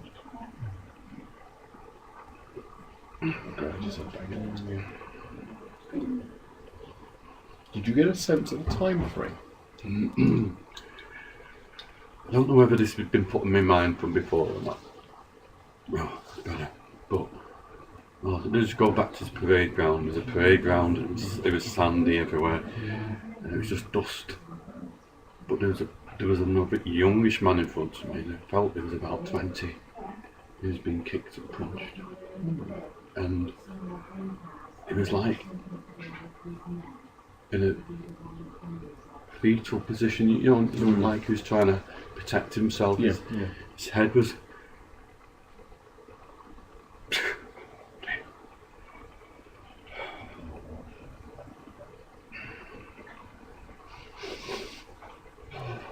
Just take your time.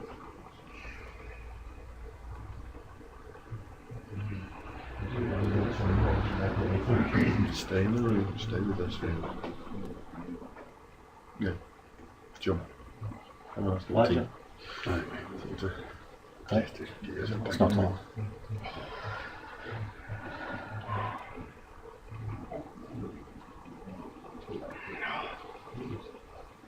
He had his head over his hands and was being kicked and punched. And I knew it was my turn next.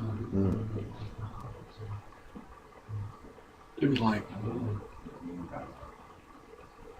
not at the time, but I feel now I wasn't the only one. With someone behind me.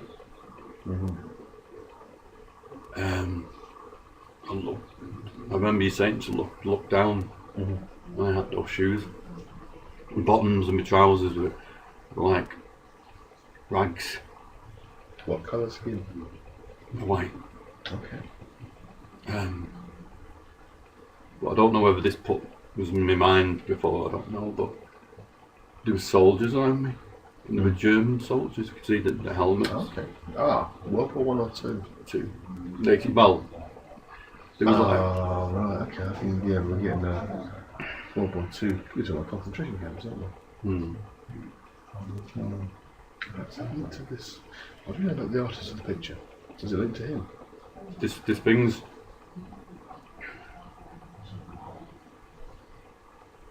This. Oh, that was bad.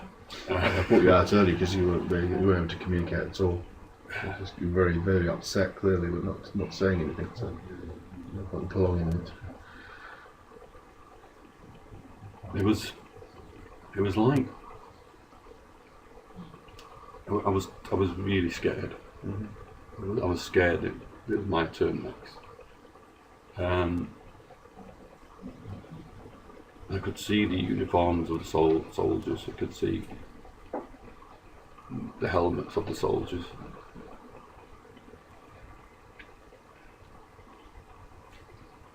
And it was just all about that, really. It was just all about the beatings. So it wouldn't necessarily fit anything to do with the house, but what about the artist of the painting? How old is he? We don't know a lot about it, but what we do know, and I don't know whether this is in my mind or not already, but the artist, there was something that somebody said a while ago, and what I could see as well was, do you know, like at school when you had these test tubes? Not test tubes, like a Pyrex. Oh, yeah, glass. Yeah, I know. You know, with the lip on it. Yeah. It was being put in my mouth. It was kind of, I don't know whether things have been put in my mind from before or not, but they were putting things in my mouth. They were putting fluid in my mouth. It fits down the idea of being in a concentration camp, doesn't it? And that's what somebody said last week. Actually, we had. Did you remember me saying? Like I said, I don't know whether it's in my mind or not, whether it's been planted there before. I don't know, but like we had 12 mediums all together, and we were at a place last week, Halloween night, and it was that place called Mains's Castle in Dundee. Oh, yeah. And they had a couple of mediums. They all had the same sort of thing, and it was like him being being forced to drink acid or some burning type of fluid. And it was like, I didn't know what it was. It didn't burn. I didn't know what it was, but I could see the jar. I could see the glass. You know, it has some kind of connection to the picture. I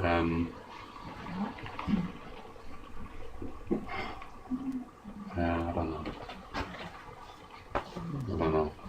That's as far as it got. Yeah, well, that was as much as I already got down. I had a few notes, but it was that pretty much as you just said, wearing rags. There were people in front and male, about 20s. Yeah, it was pretty much what you said. And then you started to breathe very erratically and noisily, and you weren't responding after. That's why I brought you back up again. So it's strong to bring you back again. My fear would be that it's something to do with that. Maybe the artist's experiences are captured in the picture, or the picture is of somebody who had similar experiences. Not to do with this place.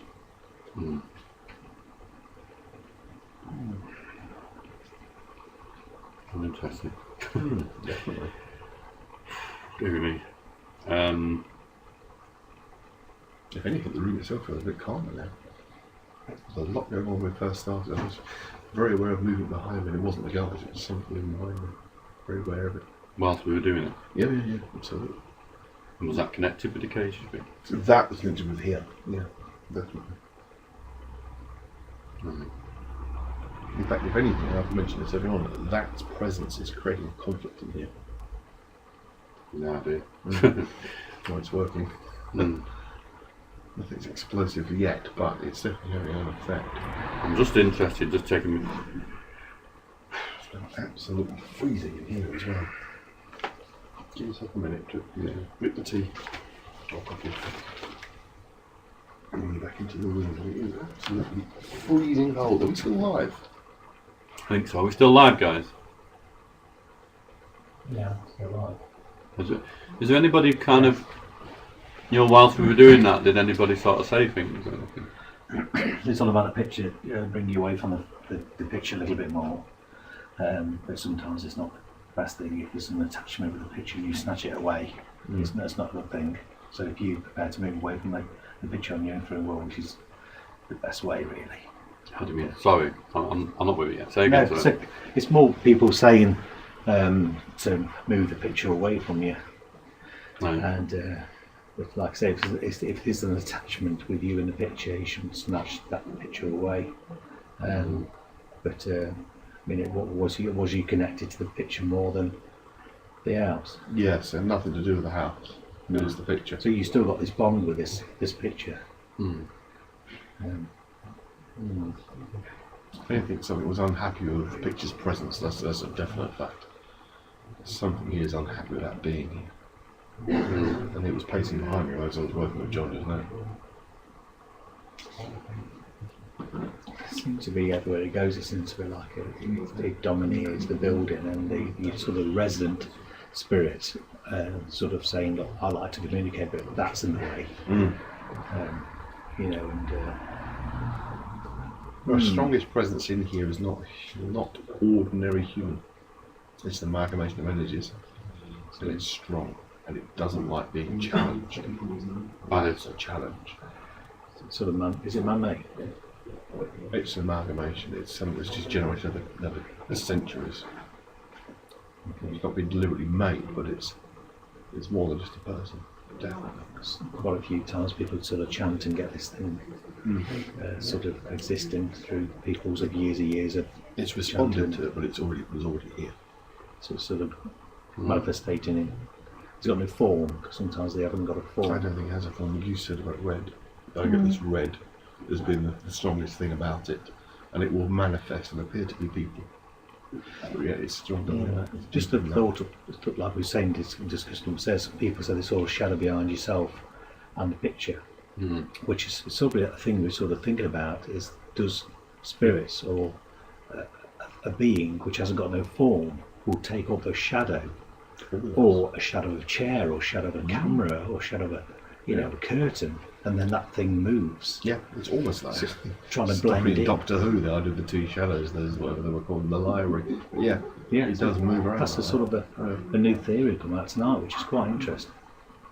Some people said that you thought there was something behind you. You kept saying, and every time you kept saying it, people kept saying, I think there's something there. I think there's something behind it. But there's two locations in particular that John and I both know where that's happened many times. One's Woodchester, the other is Skull House, where there is a presence. It's not a human form. It's not a human spirit. It's been manifested over decades and years, and it's sort of existed on energy. Not necessarily deliberately generated, but it's certainly there, and it now feeds off of those feelings. Yeah, it gets stronger and stronger. Do you think it's attached to the picture? It's got a form then, isn't it? So if it's takes the persona of the picture on. These are separate. These are separate. What we're talking about now is here. Here. And the picture is something else. That's what energy of its own, and those two are in conflict at the moment, don't like. The whatever is here, the red, actually that's what the owner says she's seen as well, doesn't like the fact that that's here. Because that's a challenge to its power. So do you think that's drawing more attention and more power and more energies by being noticed, and it sort of lives off the sort of recommendations, doesn't it? Saying, I did that, I made him do that, I made him feel that, I put him into that state that I'm controlling you, John.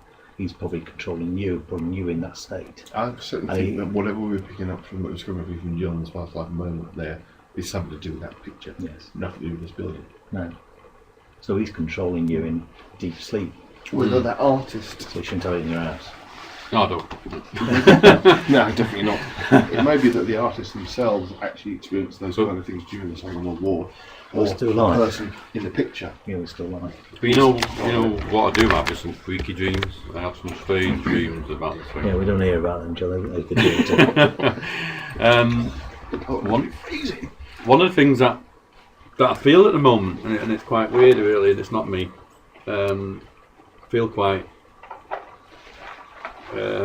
what's the word? I can't think of the word that I'm looking for. I feel quite dominated. Well, something was definitely taking a lot of focus from you. It was pulling its presence into you from external. That's what it felt like. It was coming from outside. It wasn't like you having a past life. It's something else. Was he? Do you think he was challenging you, Andy? By you was sort of saying, "Now come back," and he didn't want to. Whoever's with you didn't want to let go. No, because that's not good. But it's not for you was in control. You knew what was going on. But John, we thought this is interesting. For me, it's experiment because you don't experiment on your brain. But but it was something was keeping you holding back. Overtaking you, not taking over. Overtaking as in it was becoming what was the force than you were. Until I told it to leave you alone, basically. It was sort of. I mean, what were people were seeing? That you stopped communicating. He was got a hold of you. So he said, and John obviously rightly thought, I'm taking control back, and you are coming forward no matter what. You listen to me, and he was made it quite forceful, didn't you, John? Yeah. My man. Andy. You're John. Yeah. Let's talk in here. I had to be forceful. And I say I've worked with people who had experiences before. You really be quite forceful to bring them back. So what did the people see from home? I wasn't reading. If Leanne. Hi guys. Well, sorry about the loss. Oh. Right, try again. Sorry about the loss of connection. Leanne said that the internet went down whilst that was going on. Sorry for butting in. You are live on the KTPF Community Talk Show, and as I said before, we've been asked by John Blackburn and his team if they could actually use our service to do this charity event tonight. So they've commandeered our regular radio show to do this. So our regular listeners that are in the chat room, they will know how we normally work. I'm not that scary, Bob, surely. No. So anyway, what we're going to do now is we're going to take, I'm just going to let you know about what's happening via our Paranormal Events for You, which is a website that some of you may or may not have heard of. And I'm going to let you know what's coming on soon. So I'll speak to you in a bit. And then we'll get back to John and find out what's going on with him. Fed up of wading through the activities and events that other advertisers include? Find just what you're looking for at paranormaleventsforyou.com, your one-stop paranormal directory. Yeah, and okay, and first off the rank, we have the regular new Bluebell Hill Ghost Walks that have started up down in Kent, which is Neil Arnold, and he does them every week now. And if you know of the Phantom hitchhiker there, you can find out more about that and other things. And you can contact Neil Arnold at live.com, neil.arnold@live.com. Or call him at 0785 160 2853, and he will let you know when the walks are.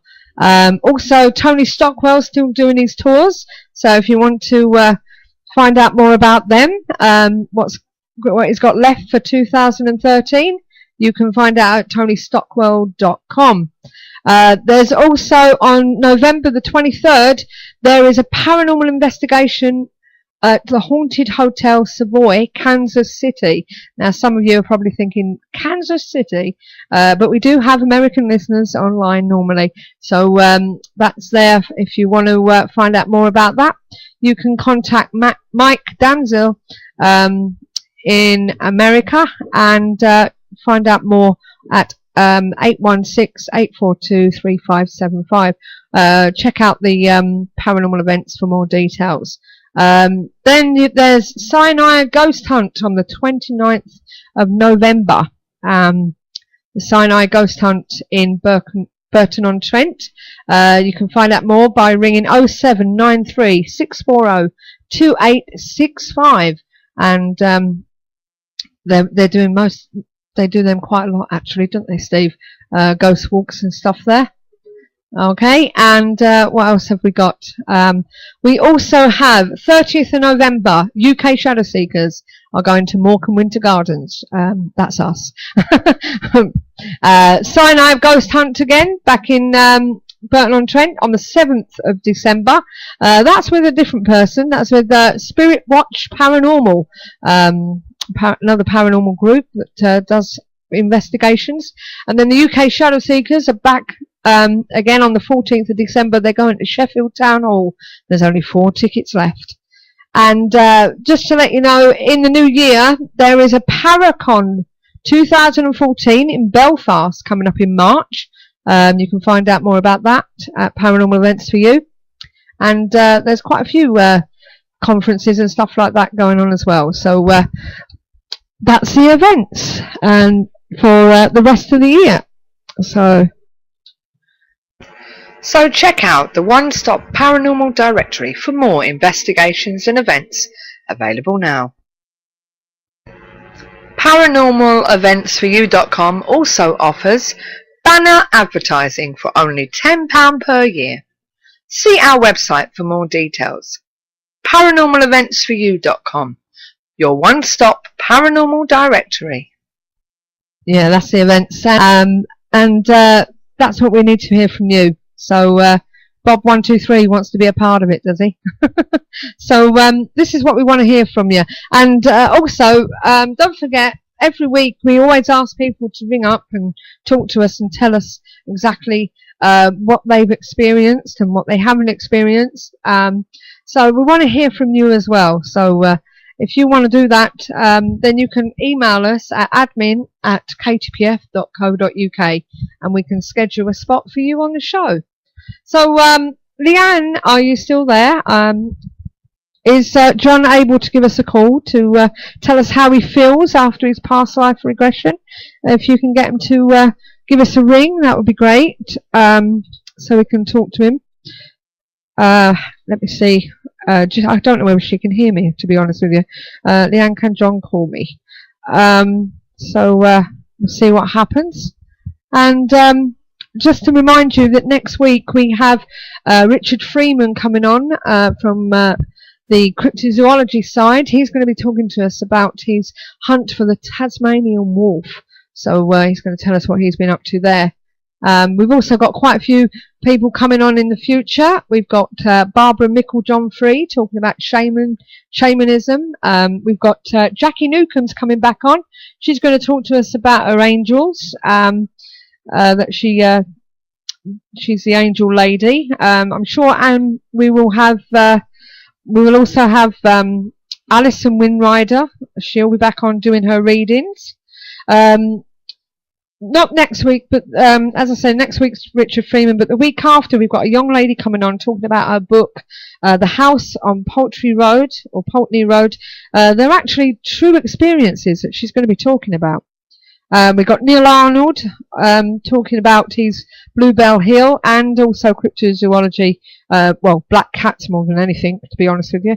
On the 8th of December, and as I say, Jackie Newcomb's on the 15th. Then we've got Barbara Mickle-John-Free on the 22nd. And on the 29th, we've got an American lady coming on. She's talking about her book about the secrets of the House of the Shadows or something. I can't even read my writing now. But yeah, and next year we have quite a few people coming on. We're waiting to... I've got to contact Uri Geller. Oh, there's a name to throw out. He's going to be sorting out a date with us to come on the show, and he'll be talking to us about his Barbara. Are you okay now, Sue? Are you talking to me, Susie73? So yeah, and yes, I'm fine, thank you for my reading, and I'm a lot better, and I found out that I'm moving, so that's good. So we'll be breaking down all the equipment tonight, getting ready, and hopefully we'll be back up and running by next weekend, so we won't lose the show, so I won't have anybody moaning at me that we've missed a week. And Andy Mercier will probably be back into the chat room, and he's also going to be coming on soon talking about his JFK theories and occult assassinations and stuff like that he's well into. So okay, so I'm wondering, did Leanne actually come back to me? I didn't see it. I'm going to try and ring John myself, actually. Am I? Hello. Leanne, can John call me? So we can talk to him. Unfortunately, I can't talk to him this way for some reason. Oh, can you call John? Leanne, can you call John? Right, going to ring. Yep, here we go. Right, okay, let's put him on hands-free. Good evening, John. Hi, Sue. I've come out for a bit to get my head straight. Yeah, well, everybody was saying, get out of there. You look this, that, and the other, and you look younger. There's younger. That's a plus. Someone even said you look like Louis Walsh for a minute. Louis Walsh. Oh. But they were saying you need to get out of there. They were getting a bit worried about you, and you seem to be slurring as if you were drunk and everything. So but. Okay. Right. Okay. So I'm alive now. Good. I'm sorry. I'm alive on air now. Yeah. Yes, you are live on air. We lost most of that past life regression, unfortunately, because the internet went down. Well, do you not think that's a bit weird at the same time? Well, Reiki Debs, for some reason, her laptop got all hot and bothered and turned off as well. So. Yeah. I'm not sure what's going on. Right. Okay. And Jessie says, can you say hello? Please tell John Jessie says hello. Jessie says hello? Yeah. Hello, Jess. D.A. Jessie? Okay, hi, B.A. Jessie. D.A. Jessie. D.A. Jessie, so I'm still out of it yet. But do you want to know, did you hear what Andy was saying before when we were chatting? Did you guys hear that? Do you want to repeat it then, John? Yeah, it was very, very freaky, to be honest. What it was like was, Andy was talking me through this past life regression. And I remember I was like looking like I was next in queue. Mm-hmm. And there was a young boy in front of me, about 20, something like that. And he was on like a sandy sort of parade ground, for want of a better word. I don't know what it was. I just saw the hand, and he was kind of in a fetal position. He had his hands over his head, and he was being kicked and punched and stuff. I couldn't see who was kicking and punching him. I couldn't see that. I could just see that it was happening. Right. You know what I mean? It was weird. But when Andy said, "Look down at your feet," I think he said, or whatever. I was in bare feet. I was in really raggy clothes. And one thing I remember is that I had shackles around my ankles, right, and chains, mm-hmm. and to the right of me. And I don't know whether this has been put in my mind from stuff that's been said before, because it was a bit weird, really. Yeah. But to the right of me, I could see German helmets. I could see the uniforms. I could see two of them. Okay. And my phone's going flat. And I knew it was my turn next. Right. Well, Susie 73 said she felt that you were on a concentration camp being experimented on. Okay. Well, who said that? Susie 73. Right. Well, Susie 73. The interesting thing is, I was saying to Andy, I don't know if you heard that before, is that I could see, you know, like you get these test tube beakers type of thing. Yeah. Like the big one, like the big Pyrex type of dishes. Mm-hmm. You know what I mean, don't you? Yeah. And I could see that being put in my mouth, and it had a lip on it. Mm-hmm. And it was kind of, again, I don't know whether this has been put in my mind of what other people have said, but it was kind of somebody putting this fluid down me. Mm. Now that's been mentioned last week. I don't know whether that's in my mind still in there or not. To be perfectly honest, I have no idea. You know, you got to think like that, haven't you? But it was very freaky, and it was weird, and I feel weak now, to be honest. Okay. So while you're getting your bearings back, just a couple of hellos for you that we've had here, or since you've come out. Hello, John Sweetie from Susie 73. She said, "Are you okay?" Now, brave fella. We've also had John from last night said hello to you. Thank you. And Steve Gill says hello to you. And there was somebody else that I saw that I've missed, I think. Let me just see if I can find it. But as I say, that everyone's rooting for you. And you know, they're really proud that you're actually doing this. And I'm hoping that they're donating for the charity. Yeah. Who? Anal Beard. Hold on, let me see what that's for. Anal Beard says, "Hi John, I hope you're okay. Don't forget me, I said hi."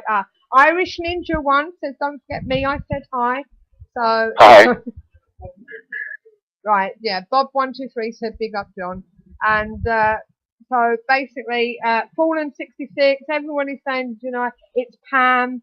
And, you know, so everyone's saying hello to you. Hi from Susie B. Lynn, there was the one I missed. Lynn said hi to John. Jane says hi to John. I hope you're okay. They're all Anna Banana 1 that she's saying hi, and basically you know, everybody. Maxine says hi to you. Everybody. Kelly and Tina, they're all bigging you up here. Vicky says hi in Norwich. Spy says hi. Top chap John is very brave, you know. So basically, they're asking about the postcode as well. Now the postcode, can somebody put it back on? If it's C168HA, you need to write it down and put your hand over it, okay? And see whether you can get anything from remote viewing. That was what it said, wouldn't it, John? Yeah, that's right. Yeah. That's what we need to do. So, so basically, now we all looked at you and we felt as though, you know, obviously you've had your energy drained, haven't you? Yeah. Yeah. Now, yeah, a couple of remarks that was made in the chat room was, the picture is draining your energy. Somebody asked, how can the picture do that? Maybe it's the cage that's draining your energy, you know, that and the other. Now, we were talking earlier, weren't we, John, that because you've been working with this, it seems you seem to think that you possibly could have a connection with the picture now, don't you? I know it sounds stupid. I know that, and I realise that there's probably people listening out there. But you know, when you're working with something all the time, you're bound to have a connection with it in some way, I guess. And whenever I ask things to happen to it, like I say, so this was 25 people on one night, and another night there was 24, and things have happened where everybody's seen it happen, and it's responded to questions that I've asked. So this is what's making me think, now I'm getting this connection, you see. So it's not just me seeing that. You know what I mean? It's go other on, say people. again. Oh, Susie said, can you ask John if he feels like he has been punched hard in his sternum? Sternum, I think it's supposed to be. Do you feel that? Are you there, John? I feel very shaky. Okay. I feel quite weak inside, if you know what I mean. Right. Okay. But I'm okay though. I'm getting better and stuff. Just so you guys know what we're doing next, there's a seance room that we set up in the cage at the top, and I thought just to sort of, rather than it just being about me all the time, I just thought I'd get the rest of the team in this seance room and see if we can get anything that way, not that on live stream as well. Does that sound good? Pardon? Does that sound good? What's that? Say that again. Alright, so what we're going to do is, we're going to get the rest of the team just for a short while in the seance room. We've got like a seance room set up there. Yeah. And we're just going to do a bit of a seance and then see if anything happens. Right, okay. And we'll be able to watch this, will we? You will indeed, yeah. Right, okay. Will indeed. That's no So problem. I'll get back in. Is there any more questions that anybody wants to ask just before I go back in? We did have Jessie Jonks. She did turn around and say, where is it? Can I ask whether you're making? Can you please ask John if he is honestly making this up? And then she said, "Do you feel dizzy?" Right. I can understand why people would think that. No, because looking on the outside in, you would, wouldn't you? I guess. But this is why I was saying when I was doing the lone vigil on my own with the painting, I'd rather have the physical evidence rather than me saying things that I'm picking up on. Yeah. Because I could be saying anything, couldn't I, really? Yeah, she did ask afterwards whether you do feel a bit dizzy as well. Yeah, just a bit weak, to be honest. I'm not dizzy as such. I just think that I feel that I've been, I don't know, you know when you're not so well and you just feel a little bit drained, you know, like that. Right, okay. Okay. Yeah. I can't describe it, it's just, that kind of feeling, really, I guess. But it's been interesting. I don't know if anybody, one thing I was aware of, when Andy brought me out of the past life regression. Yeah. My face, I don't know if you can see it on the cameras not, but my face was streaming with tears. Right, you did sound as though you were crying. A lot of people thought that your face changed as well. Really? Yeah. Why? From what we did see of it, as I say, we caught the first part of it. We lost a chunk of the middle, and then we saw you being brought back. So, yeah. Look for bruises from nowhere, John. Fallen 66 said. Look out for bruises. Bruises. Oh, okay. So, yeah, that's a good one. Okay. So I'll look for that. Right. All right. I'll go and sort myself out in the cage, and we'll get back to you very, very soon. Okay, then, no problem. And okay. As I say, we'll connect back to you in a moment. Okay. You will. Take care. Bye bye. Bye. Well, as I say, that's John. He has to come out because his phone's not very good in the cage, which sounds really, really silly. But yeah. As I say, it's been a weird night tonight. It's not the sort of show we normally do, but this could be the first of many. So it's a trial for us. It's a trial for them, and they're doing it for charity. So and they're doing it for BLESMA. It's not just a thing. the cage has low connection. Maybe this is the spirits making this. You never know. It could be down to anything. It could be the spirits. It's a reputedly haunted, enough so for the owner to move, from what I hear, or move somewhere, literally.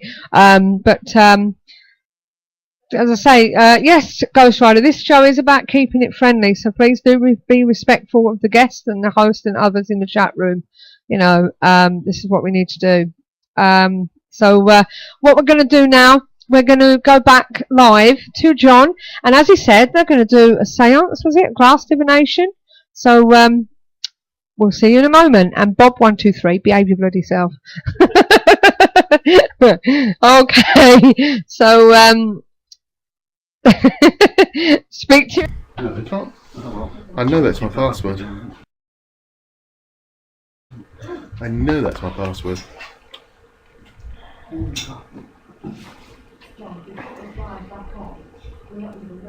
That was really quite a few seconds delay on that screen. Yeah.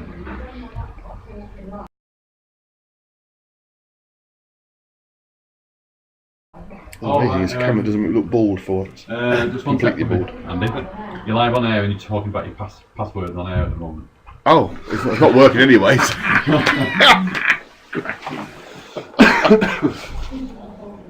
I'll stop talking now. Oh, that's fine.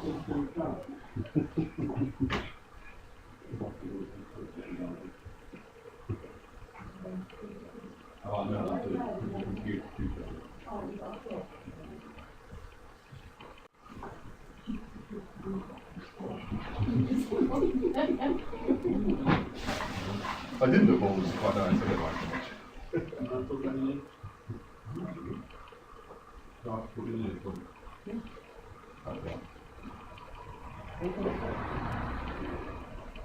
It's on the show then? Yeah, that's streaming. You go upstairs? Yeah. Yeah. We'll stay for another half hour, so we don't have to head off. So we'll stay for a bit. Oh shit. Caught. No? Oh, sorry guys. Just got a wire caught. Lift that out the way, then. Just make sure your kids are in bed. Don't hear that. Okay, what we're doing now, guys, is I'm taking this webcam upstairs at the moment. We're going into a room which is actually set out for a seance room, so hopefully we shall give you something interesting to watch and look at. I'm just trying to look at the moment. No, I'm plugged in. Okay. Oh. Okay. We're going upstairs. We're going upstairs. Nearly there. There we go. Oh, wait, Steve's getting already. Okay. A treat.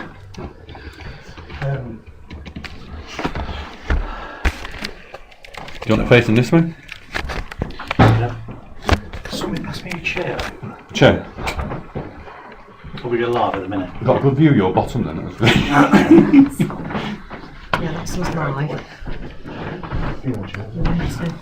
Just Pat, can you put some chair over and just wedge in this glass, that's all. I'm treating it because what we're going to do is actually make two images of the same picture.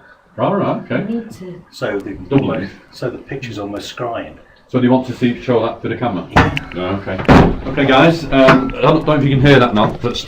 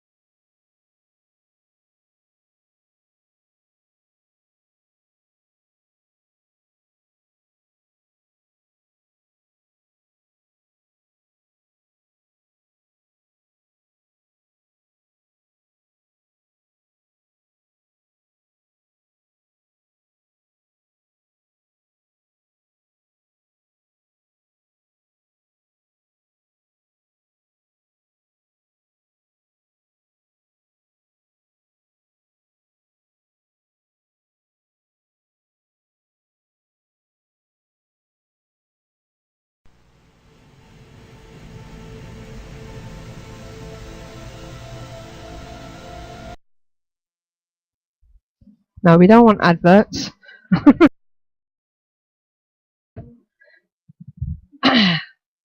Right. I don't know what's happening there. I think when he moved that chair, I think he moved the camera. So we're going to have to wait for him to pop back again now. I don't know. Please come back. But while we were talking to John then, or while Johnny could be back, we did have somebody put something on Skype talking about their experiences. I'm not banning you. Stop it. Unless, who's John 1233? If I hear any more, I will ban people. Hey, we lost it again. Let's see if we can get back in.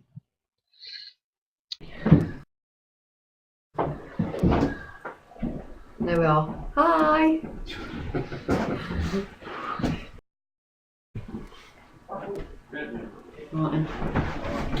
Don't get that angled right though, Andy, otherwise it might reflect. Just going to try and risk the chairs, because if we do chairs, there's too much chairs in the corner.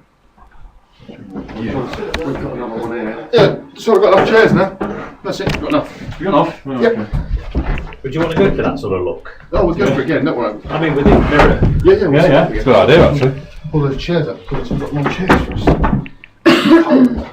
Really? Yeah, not chilly. I know they don't completely feel the cold. I'll put that heater on, so we should get warm soon. It's damp. It's always damp. I just want to call it original for some reason. It's original, right?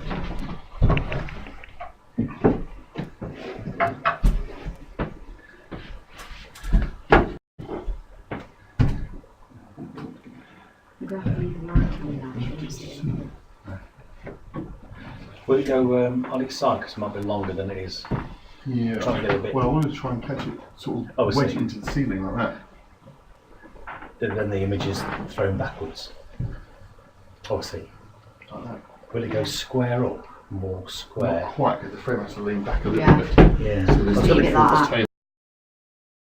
Otherwise. I was going to get me tape, my black tape. Just so I can wedge that into the ceiling. Yeah. And the picture's wedged against it. It needs a bit more. It needs to lean forward a bit more. It's not full, is it? We're just sorting out propping up the painting against the mirror, so we've got a mirror image of it, so there's like two, and we're going to see if we can catch anything. So if you see anything around the painting or reflection in the mirror, type it on the chat and let us know. So just bear with us a minute while we get set up ready for the seance, and then we'll be ready to go. Two worries about a disturbing picture. Yeah, can you explain? Each room we have to reset all the Ouija board rooms. down there. Is it? Program on it. Well, I think, but And a planchette. Chairs there, guys? look at Anna. Is that image right then in the corner? Just How do you want the bring it around a little bit. like that? Hold on. 6'5". Angle it this way a bit more. Yeah, it's here, look. That'll come on. It's, Oh, I see. Sorry. Taller it's than most delayed people, let's put it slightly. that way. Oh yes. Okay. Yeah, well done. That Yeah. works, and it's nice, isn't it? What are you saying, guys? Oh, are we all in this? Yeah. What? Okay. I'm willing to see it then. Without knocking this camera over. Yeah. John's near the picture. Thank you, John. Okay. Have we haven't the lights off? Oh, gotcha. You won't see. We've all seen. Okay. Put that off when you're ready. Is the Okay. only guy sitting downstairs then? Yeah, to put a light on the maybe downstairs. Yeah, I don't know. What is it for the landing light? So just the five of us then. There's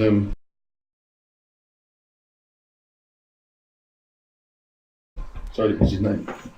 He's staying downstairs, the other guy. Oh, Chris is our Steve. anchor man. Yeah. Steve, we could do with taking the laptop back a bit, like onto a table, Okay. Yeah, so you can fit the whole table in. that's a good idea. It might be a slightly delicate balance, but you've got that little stand thing behind.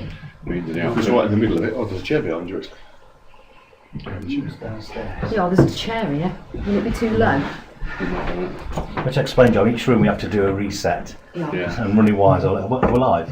Yeah. Yeah. Okay. Okay, guys. What we're going to do? Have you told them what we're doing, Leanne? I'm told him we're doing a seance. Yep. Yeah, still working. Okay, guys. What we're doing? Just getting the room ready to do like a Victorian style seance, really. And we're just sort of setting things out so you can see everybody on the table. This room we've used, a couple of times as like a Victorian type seance, and it's quite good. It's quite an interesting room, and we'll see what happens.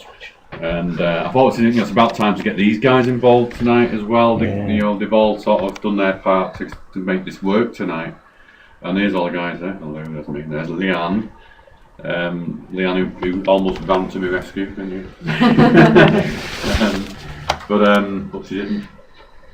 Anyway, so we're here, and if you see anything, what Steve has cleverly done is behind me. You can see the Englishman painting behind me, and it's kind of done a double image, so it's kind of scrying really. Yes. It's scrying at itself. So if the image changes instead of the photo, which has never been done before.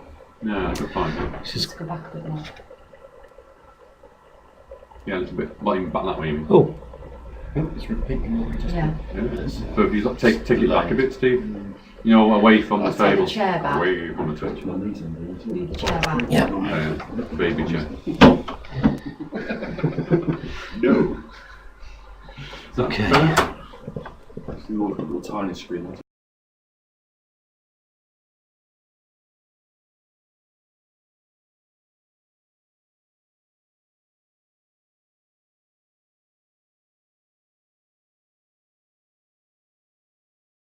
Make sure it's delayed size. I think this focus should be on you actually. Because like, see what you can do for Sure. you can just see if it's settled. There's a few seconds behind, isn't there? Yeah. Quite a few. Yeah, It's been really that's okay. violent. Something naughty. You have to run out. Something like that. It is relayed via the Coming soon, guys. We won't be that long. We're just setting things up. You have to shuffle it a bit. Which way? That way. Towards. Yeah, well, okay, just look. That's okay. The heater's on as well, Oh, so excellent. it might be. Slightly more. Shut our door on.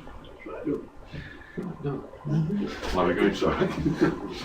Showing your age now, right? So John needs. Okay. So much, not much room in here to back up. The room's probably about 10 foot by 9. So everyone's got to squeeze up and back up. And John's just in front of the original picture.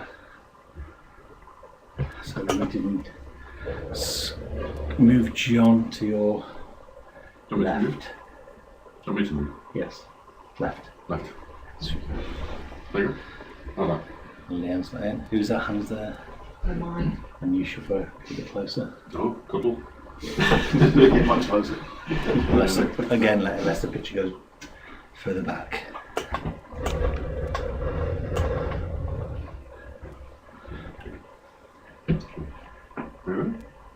There's a delay again. Right. Let's see. The smaller screen they're showing as real time.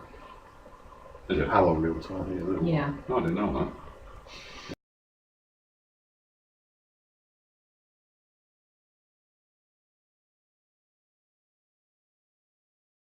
So it's the hour relay, and that's what's being broadcast. Right, I see. Okay. It's just you, Leanne, which is very much out of it. There's a live stream here. She comes to the States. The signal's going all the way to America and back again. Really? Yeah. Is that why it's a delay? Yeah. Right, I see.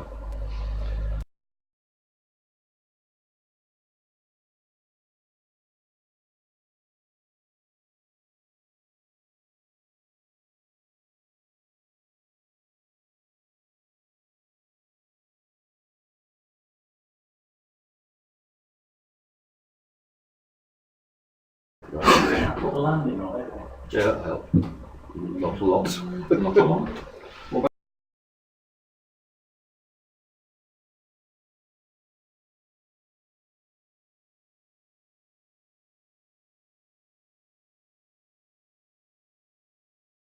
That candle in the middle of the table, with that. Candle in the middle table, yeah, put on. Candle in the wind. Is that white one downstairs? Yeah. That's all right, I'll fetch it. Steve, is there a saucer you can put it on so it don't set fire to bloody? It's in a glass. It's on the glass. Ah,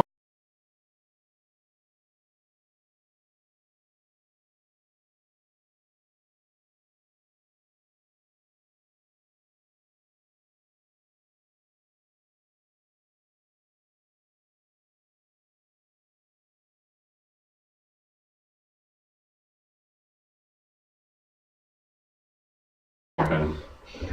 Okay. Have you noticed it?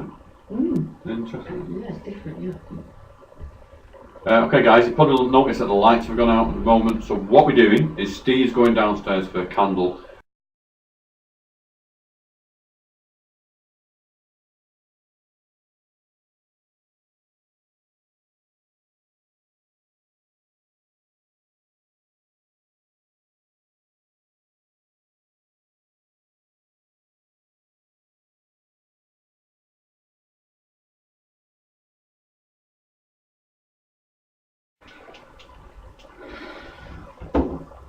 Let me just wait, I got that. Good boy. Perfect. Okay. Really small screen.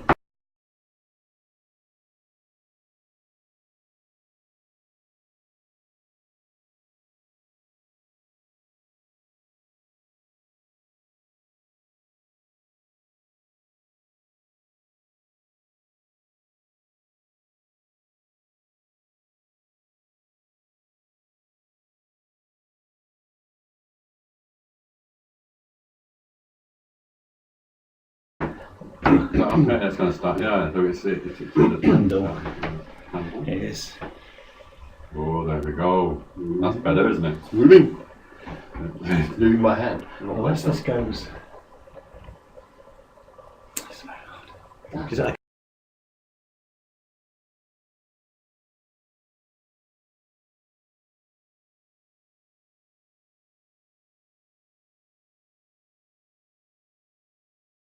Probably one of the great mediums of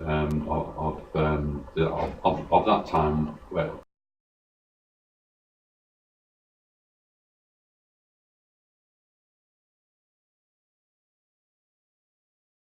when he was a work with Andy. I've got a lot of respect for Andy, and I'm pleased to say that he's starting to bring back his mediumship again. Maybe you want to tell us about that? Yes, now that I've changed professions, I'm no longer doing what I was doing before.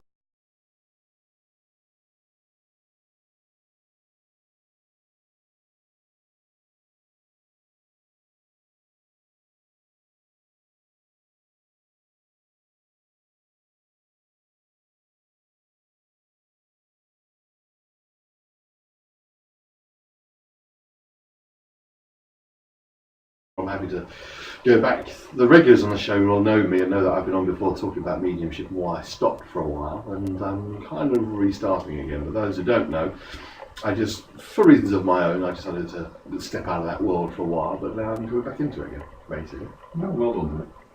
I'm pleased to hear that, because we've had some interesting times over the years, haven't we? At Woodchester Mansion especially. Absolutely. After White. I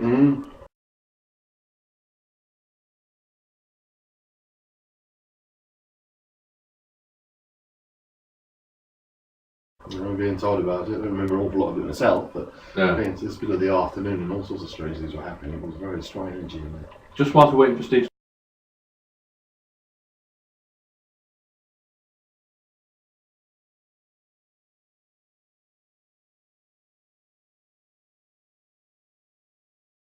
Come back up again. Can you remember? I know it's a long time ago, but could you remember your feelings then?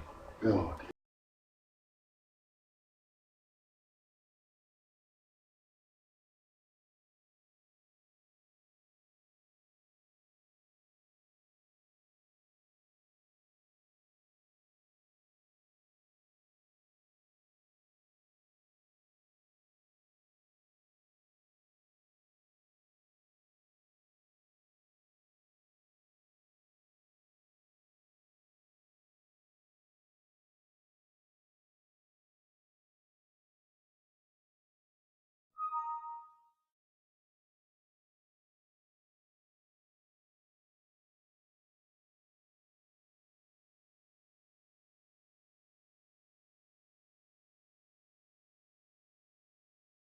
full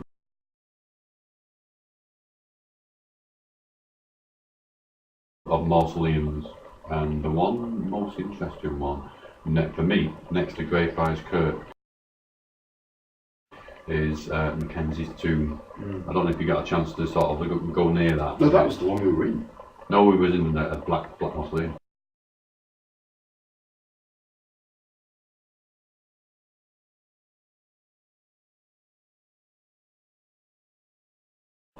Oh yes, your turn. Mackenzie's tomb, you know where you got which you know when you've got Covenant's prison, which is there. Mackenzie's tomb is the one that's kind of round. I remember that. Yeah, just a bit further over, wasn't it? That's where it all started. Yeah, absolutely.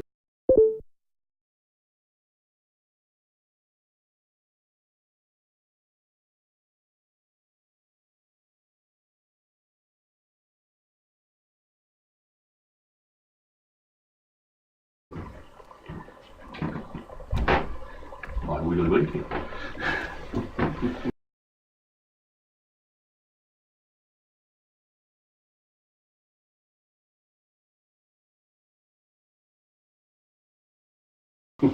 Okay, this is being broadcast live. We really need to get back to this and move on. Extremely elasticated. Okay, so sorry guys, we're digressing a bit there. Anyway, yeah, so we're getting ourselves sorted now. I think we're nearly sorted with the lighting. That looks good actually, doesn't it? Mm-hmm. Are we good to go? Oh, I think so, yes. Okay, you're going to park your bum now? Okay, I've been observer. Just had a shot.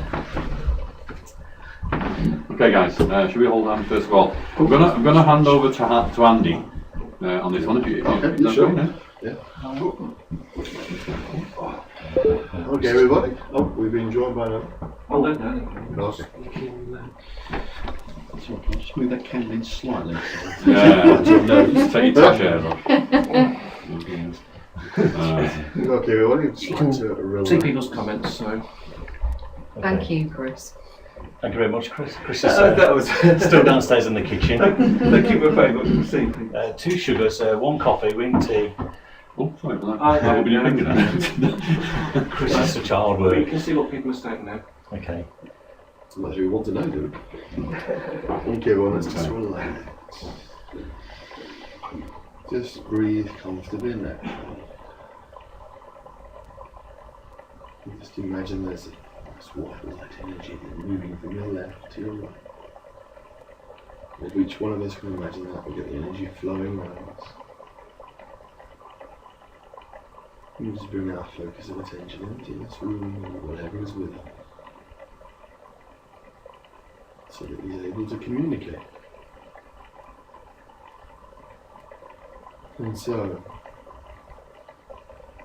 if there is anyone or anything in this room with us who wishes to communicate, please make yourself known by sound or light,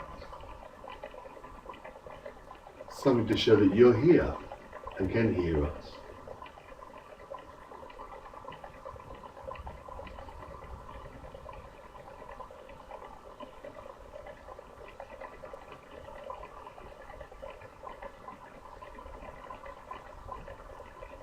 If you can hear my voice,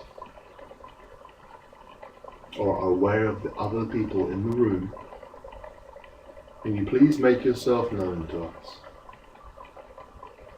by light or sound, something to indicate that you are here.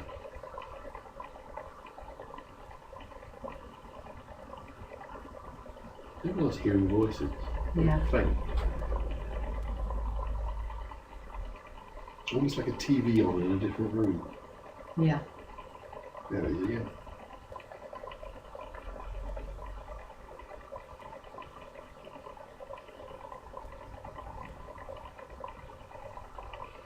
Behind me at the moment, I can feel quite a heavy presence. It's kind of, you know, like when you get the fog that rolls in and it's kind of rolling in from behind me this direction. It's getting quite headachy actually. I can certainly feel there's something strong to my left, but then of course the was just beside us.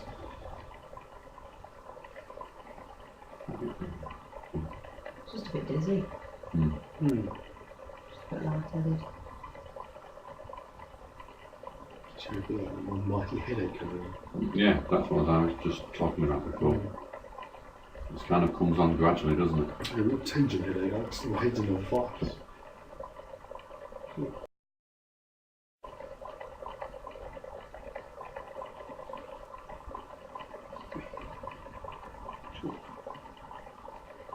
Stiff neck, isn't it? If there is someone here with us who's making us feel a presence, can you make yourself known, perhaps, by speaking?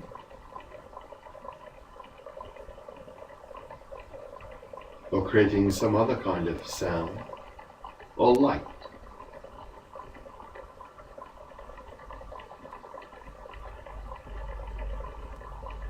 Something to show that you are here and can hear us. Perhaps you could affect one of the candles.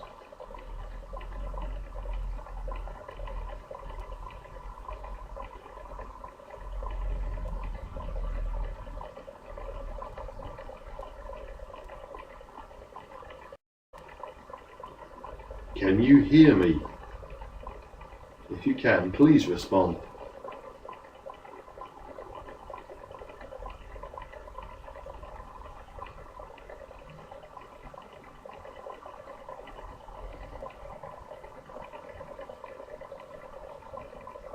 If perhaps there is someone else here with us, associated with this particular painting, perhaps you would like to make yourself known.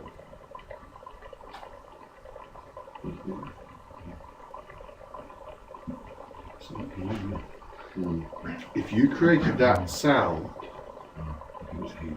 Heat actually. yeah.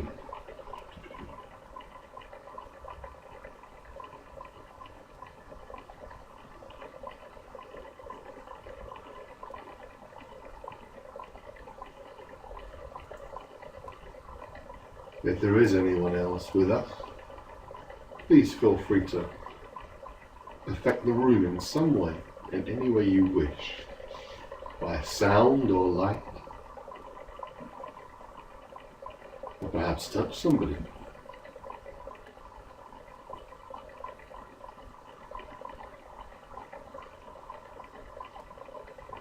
Or if you feel willing, perhaps speak through one of us. Mm.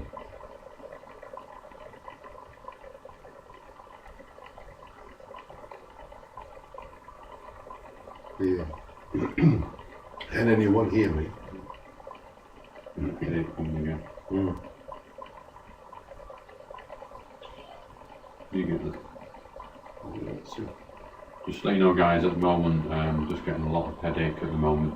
Andy's experiencing it, I'm experiencing it. Yeah, are you feeling just a little bit different? Just feel dizzy. Got Dizzy. A dizzy feeling, yeah. Steve? I don't know whether it's the window. You probably never noticed it before, but yeah, because I've been running around setting a few things up, and it was quite a cold draft which is coming down the right arm and across the face. Right. You could feel it. From here. What is it? Just a little bit headachy. Headachy. Aching right in the back of my neck. Yeah. yeah, it's all you get. It's hurting.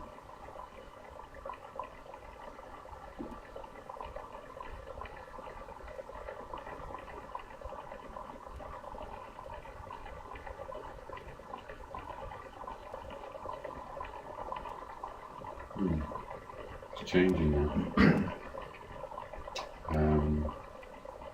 What I'm getting at the moment, you know, like you felt a bit sicky. I'm getting a little bit of a sicky feeling. My stomach feels a bit different.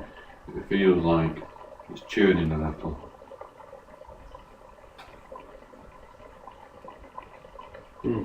So it's mine as well. Is it?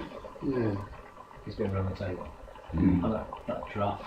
I mean, it's the flame on the candle. Mm. If you watch the flame, it keeps glowing. I'll just move it forward so it's in camera shot. Yeah, Yeah, it is. If you like to Still. keep an eye on the little flame, which is near me, and there's a large flame over there. There seemed to be a draft or cold. It could be the window. It could be the window. And now sort of stopped and running around. I sort of be feeling the temperature a little bit more. But I came up here doing sort of baseline tests, checking the floorboards and the central heater and the heater. And it's almost, this room feels like it's a vacuum. Right. And so you come into this room and it's sort of got an atmosphere itself. But it seems like people use this for seances. For the public. There's a Ouija board over there. There's a Ouija board, which is not always a good thing to lean up against the wall. Really, somebody just discard it as some kind of prop, and you should take your Ouija boards only, gentlemen, when you leave them. Use them. Leave around propped up in the corner. So it's interesting room. Anybody seen anything with the pictures? The picture behind with the painting, is it changing? Like I said, there's a mirror reflection as well in the corner, so you've actually got two images. Because one's not enough. I think one's not. You're alright, Henry? You're alright? Oh yeah, sorry. You haven't really recovered from downstairs, have you really? It was a bit weird, a bit of a weird experience actually, but I'm okay. I'm just a bit distant,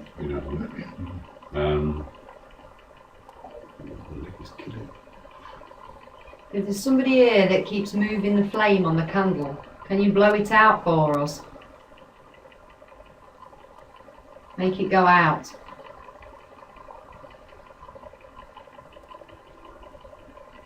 What is that coming from?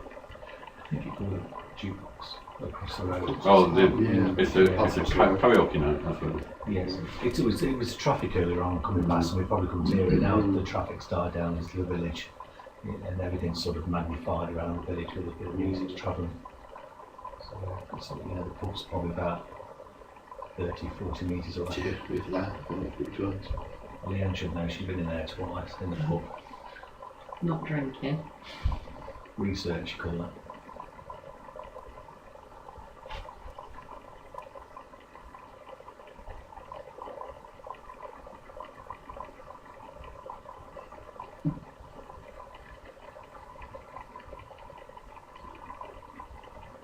If there is anyone here with us,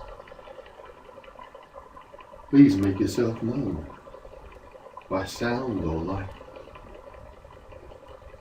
Is that somebody's picture or something? No, the candle. Did you see the candle there? No, they jumped at that. Yeah. Okay. Make the candle go out if you can.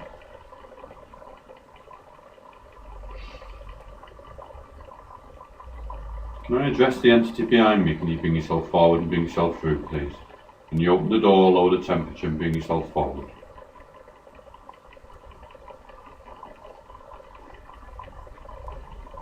Lower the temperature and bring yourself forward. Bring yourself forward to this room now and communicate with this circle. Communicate in whichever way you can.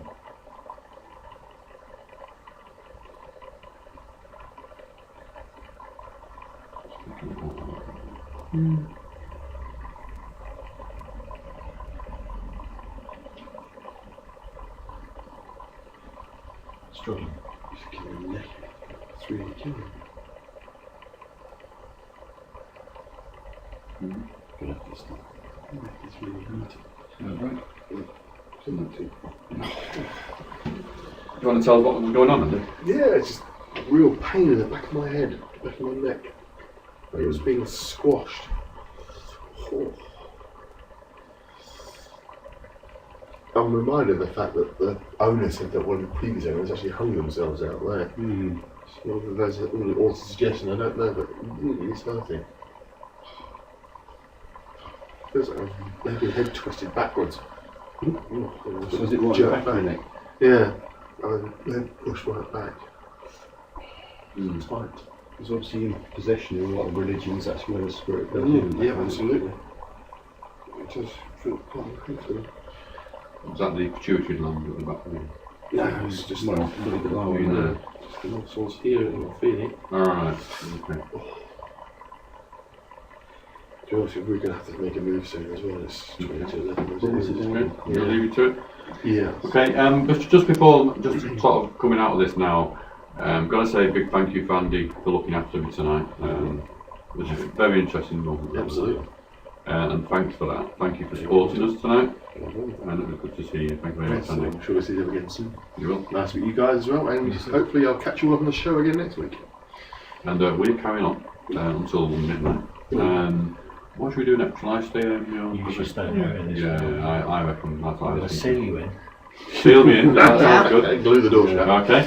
So, okay, guys, we're going to leave the mirror there as it is. We're going to leave the painting behind me. I'm going to be on my own again because like it is a long vigil, so we'll get back to that. And actually, you know, what I haven't done yet is I need to go over there. Okay, I need to be blindfolded as well because I've not done that yet. Yeah, before he does that. And the only problem is I can't get to my car to get the blindfold out because it's sandwiched in. You haven't got a scarf with you, Leon? We've got some good duct tape. Yeah, that we did try earlier on. Okay, we'll do the duct tape. We noticed one of his eyebrows actually penciled in from earlier on. Yeah. Because we used duct tape earlier on. You want to use that? Duct tape. There we go. We'll have people complaining, right? Letters to the local Right. MPs. Okay, guys. Why is John got duct tape? Okay, I'm just taking the seat of Andy's. Yes. Thanks for that. Good to meet you. Yeah, it's okay. Come see you again, guys. Okay. Right, I'm back. I'm going to be on my own now. Is it anything we can find for a blindfold? We will find something. Alright. Oh, is that over the cushions off the chairs? So come off. That's a good idea. Toilet roll with duct tape. Yeah, okay. Lovely. I'll just close my eyes. Right, okay guys. Can you close the door behind you? No, please, that's anyway. Just a sec. Okay, so the door's closed, I'm on my own. I'm going to have to leave the light levels as it is, because I think hopefully it's bright enough for you now. Can you keep, please, sending anything that you can see behind me? Because like I say, we've got the painting actually scrying itself at the moment behind me. So if you see anything, can you please let us know in the chat room? Well, the thing I haven't done yet, like I say, is this blindfold. The reason for the blindfold is because anybody when you lose, their eyesight, then your senses other senses take over that. So this next experiment, when we get a blindfold, is to do that really and see what happens. It's probably, I'm always thinking of things like a suggestion thing, and I'm focused on my left hand side at the moment, and obviously that's where the painting is again. But obviously I know it's there. And is it that, guys? Is it auto suggestion? What do you think? What do you think in the chat room? The other thing in the chat room as well, what I want to know is, how's this remote viewing going? What are you guys actually picking up on? You've got the postcode, you've wrote it on a piece of paper, hopefully you should be holding that in your hand, and it'd be interesting to see what you guys can actually see whilst you're doing that, because obviously we want you to be part of this tonight, and for you to be part of this tonight, let's try this remote viewing. And I bet, that was strange, I'll tell you in a minute, I bet that more than one person, I think a few people is going to get the same thing doing this remote viewing. The cage is quite a powerful place, and remote viewing is quite interesting at times, and I think a powerful location like such as this, I think that more than one person is going to pick up something. The reason why I looked over just then, there's no draft coming from the window, but do you know what? I thought I felt a breath on the side of my face. It was like, when somebody breathes out, there was no noise, it was just the feeling of like burst of breath. You know what I mean? Or burst of something anyway. And that's what it felt like to me.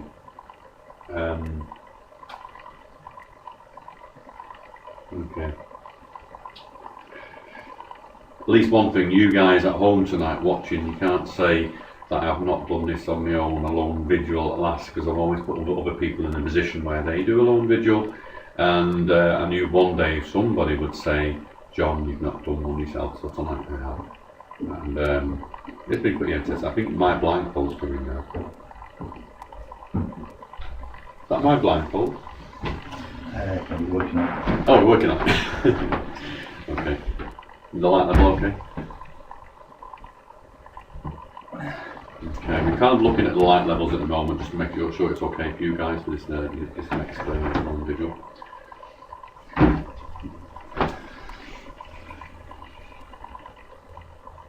Thank you. Is that good?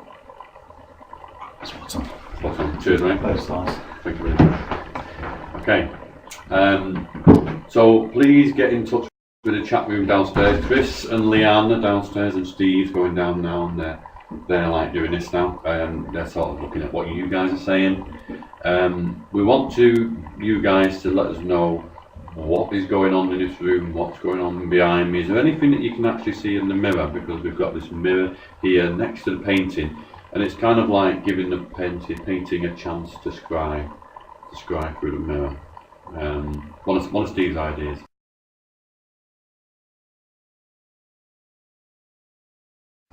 That should be interesting.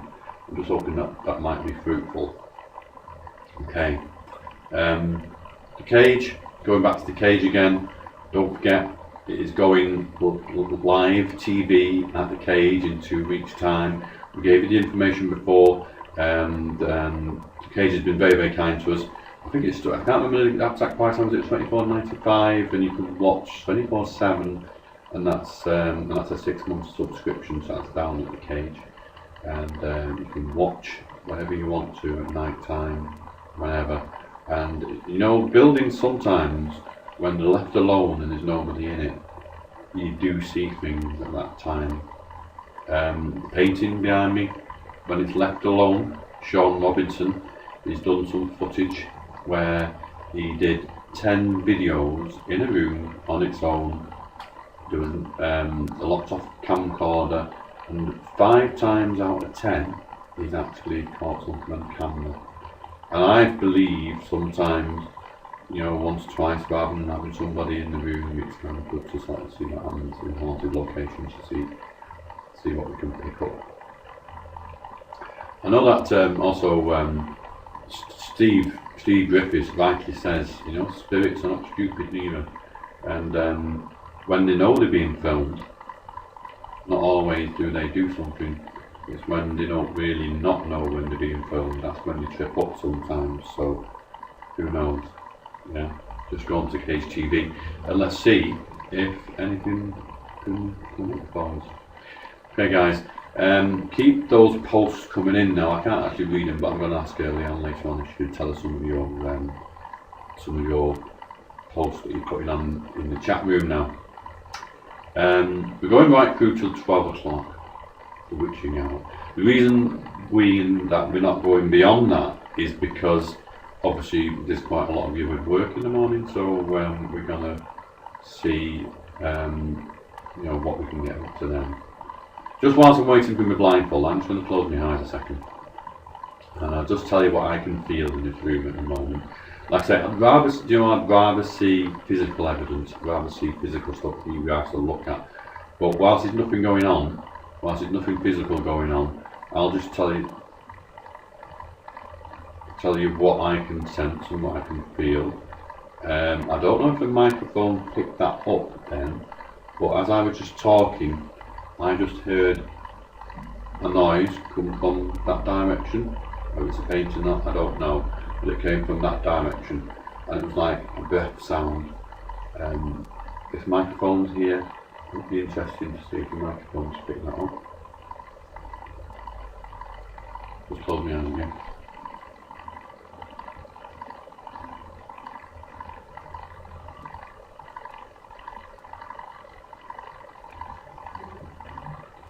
There you go. I'm just going to keep quiet for a while. I just need to keep quiet for a while, but keep watching.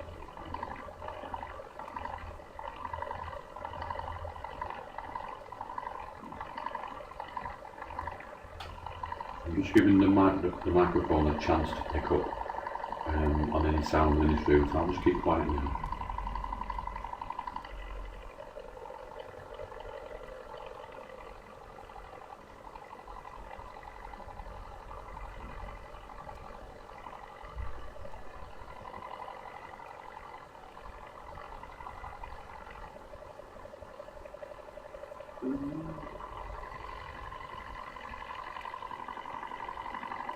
Anyway, what you heard mine then, that was my tummy from getting hungry. Do apologise.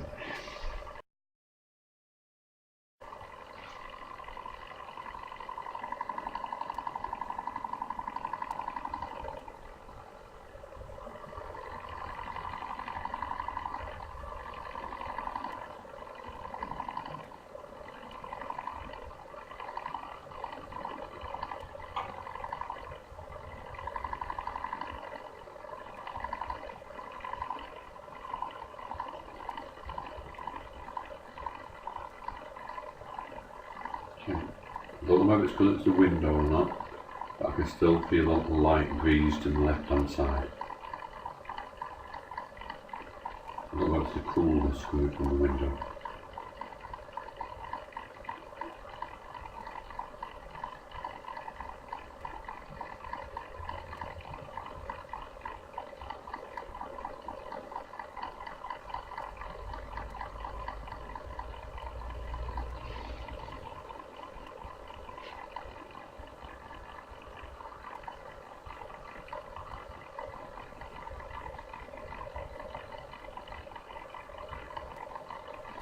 One thing in your cage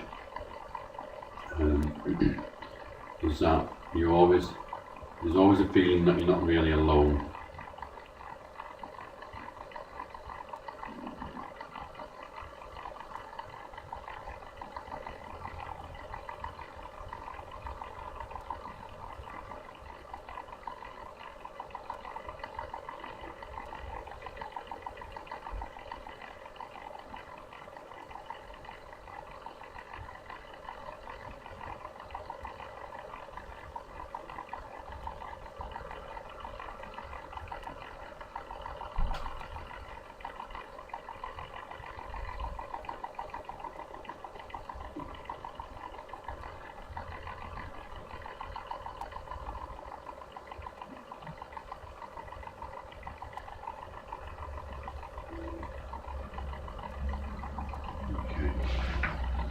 I'm just going to call out, guys, and just ask something to happen.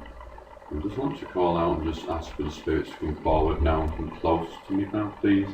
And just start to communicate in whichever way you can do. You're able to show us physical evidence, you're able to make something happen, make a noise.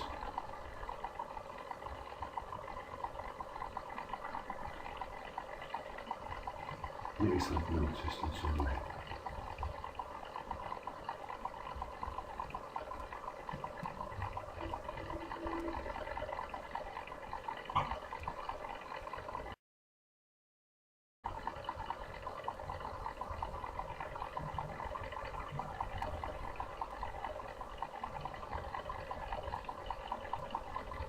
At the moment I've got my hands on the table.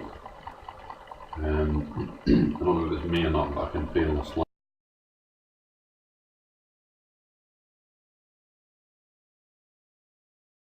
vibration. I don't know whether that's, like I say, whether it's me who's kind of moving the table.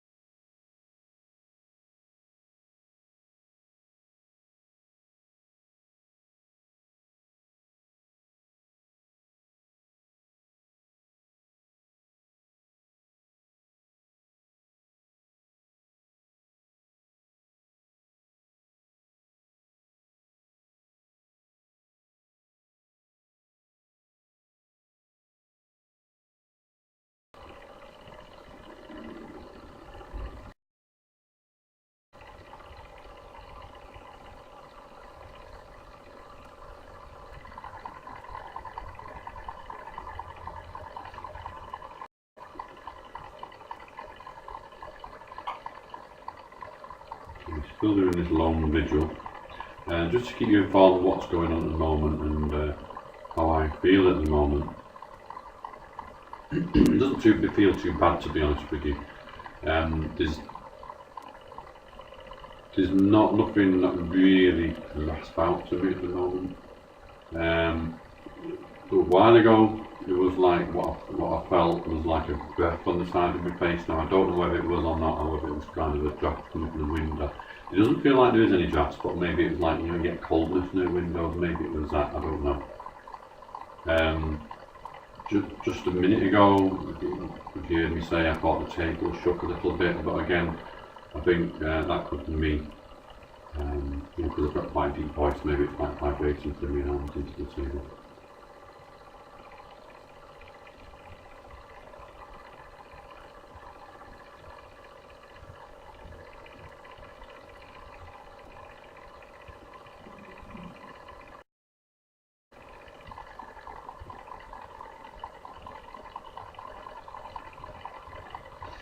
Keeping my eyes closed, guys. Just trying to sort of blindfold that for me, so I'm keeping my eyes closed so I can see if that makes a difference.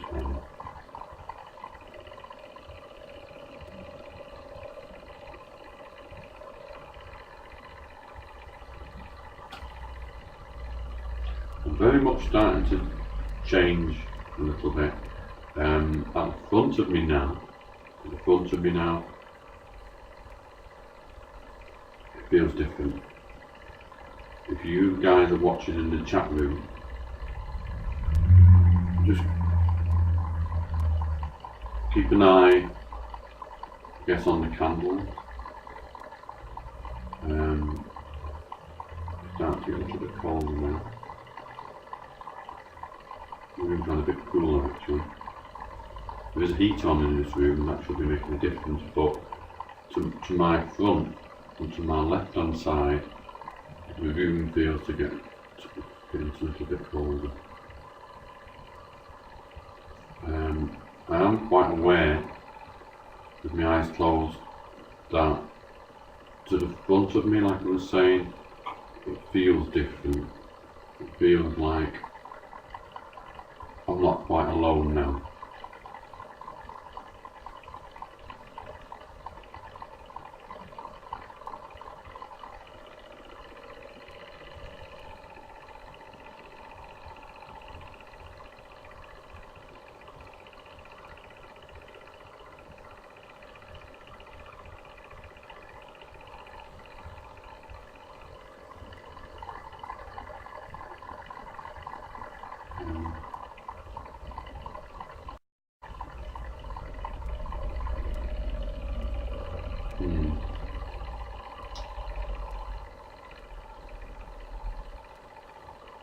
How can I describe this to you?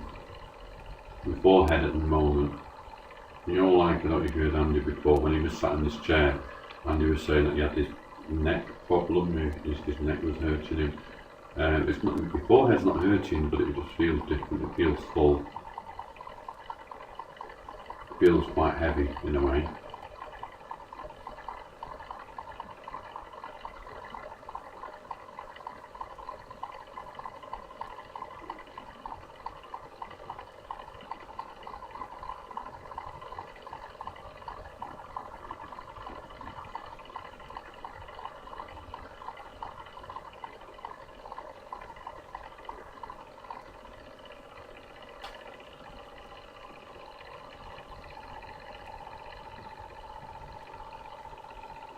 Okay guys, I think now if you're watching on live stream, I think when you're watching on the KTPF Paranormal Community Show, I think you should be looking to my left.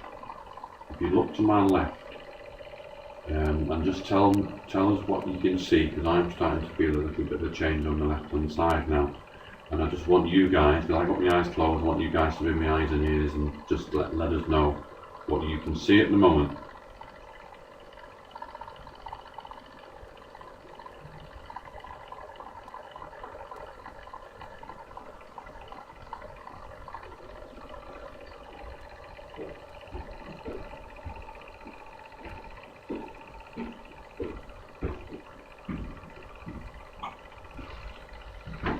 Blue. Yay, well done you. Leanne's very kindly found me something. Okay, this is the blindfold bit now, guys. Okay, is this Chris's scarf? Chris has sacrificed his scarf. And Leanne's going to find you for the moment. Okay.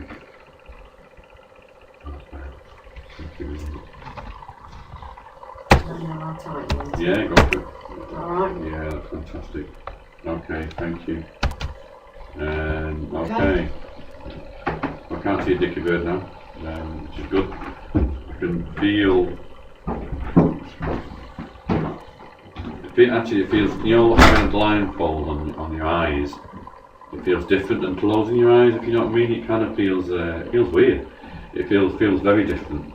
Closing your eyes, you're doing it voluntary, aren't you, really? But when you have a blindfold on, it does feel quite different.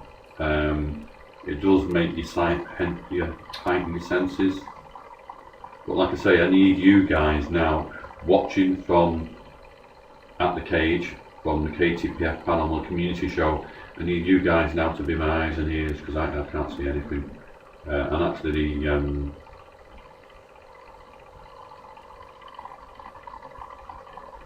does make you more aware.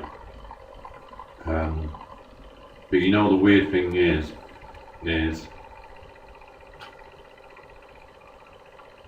I'm still drawn to the left hand side of me.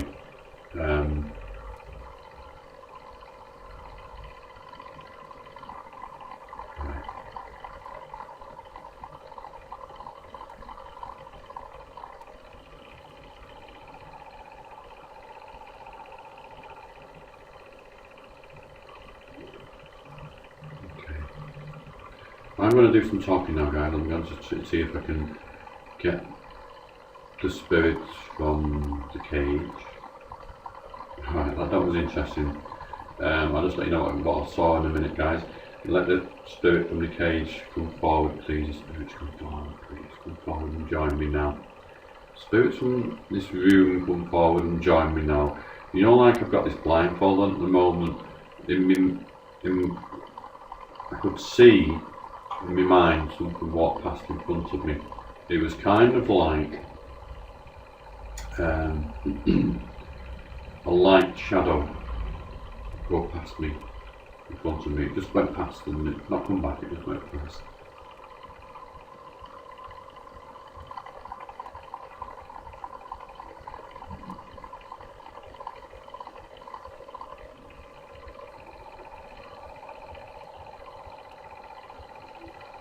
I can feel now that cold to the left hand side of me, but you know what, I think that's to do with the window.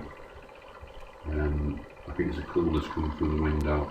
There's a heater on the right hand side of me, I can feel that slightly, but I'm confident in my own mind now. I think that coolness is coming from the window.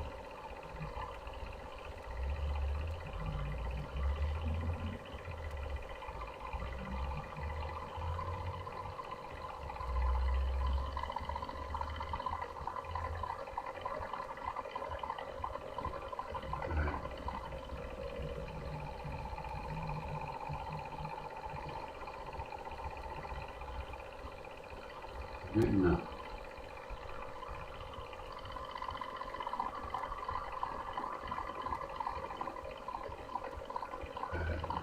Describe it. Yeah, I feel starting to feel a little bit different now.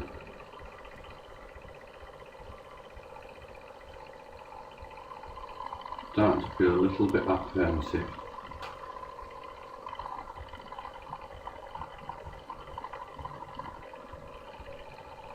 Starting to feel a little bit giddy. You know, I don't know if you guys have felt this before yourselves who are watching now, but have you ever been into a haunted location where it's pretty active and you can feel like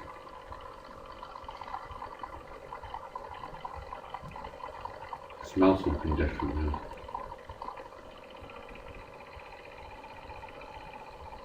I don't know if it's a candle. It's a different smell in here now that I couldn't do before.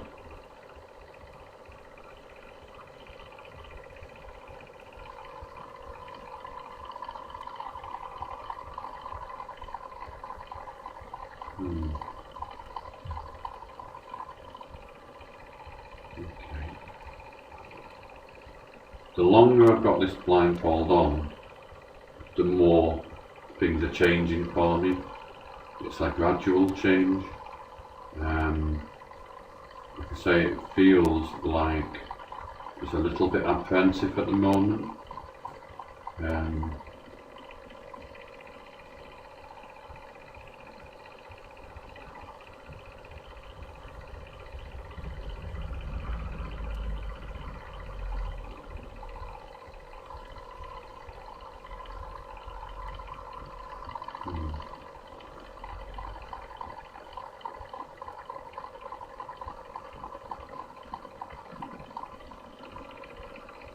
I can see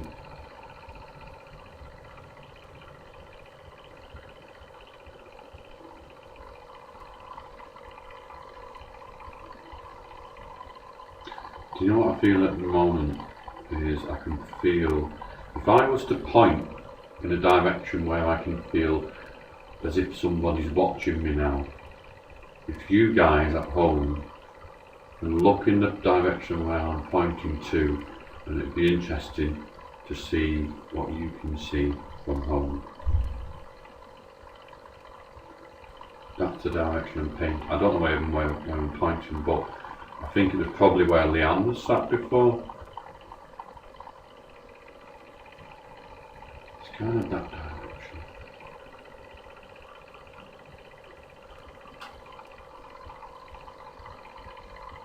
And there's feels like there's somebody watching me at the moment in that direction.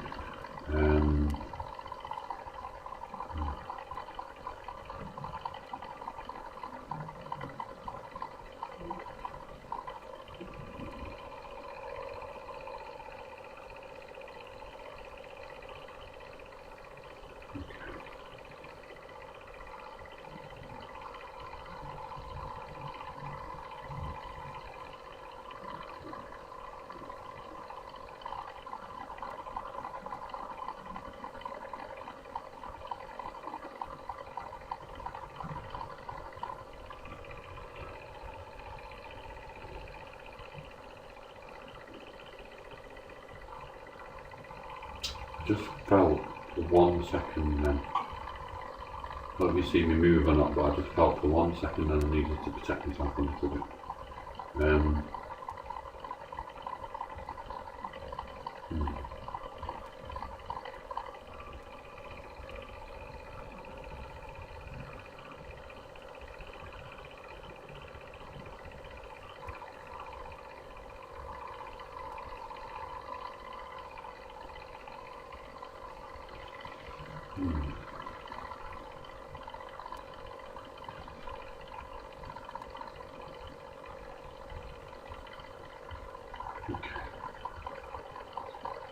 I'll ask you to come forward, please, and join me now and communicate with me now.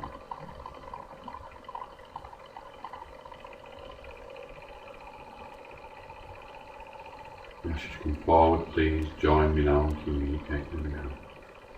I want you to lower the temperature, open the door and bring yourself through and join me and work with me. Bring yourself forward. Bring yourself forward so I can work with you now. Show us some physical evidence. You're going to work with me now. You're going to work with me now. Can you give me a sign of yes? So we can get the communication right. We want a sign of yes and no. Can you give me the sign of yes by vibrating something, please? Or making a noise. Some description. Give me a sign of yes.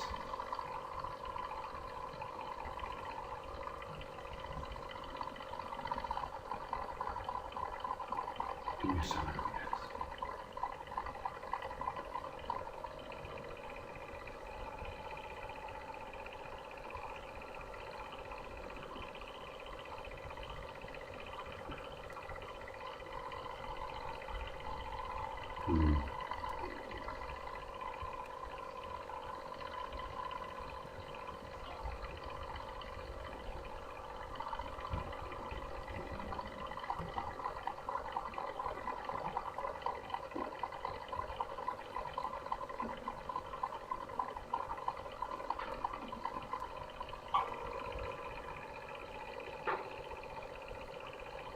Oh, there we go. Okay.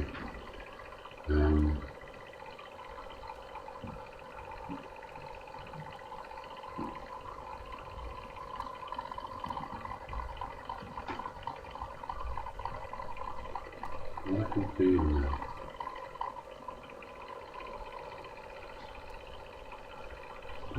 What I can sense now. It's kind of gone now, but just for 1 second when I said, yeah, okay, I could feel and sense something tall in the room. I've lost it now. It isn't there now, probably, it was just a second.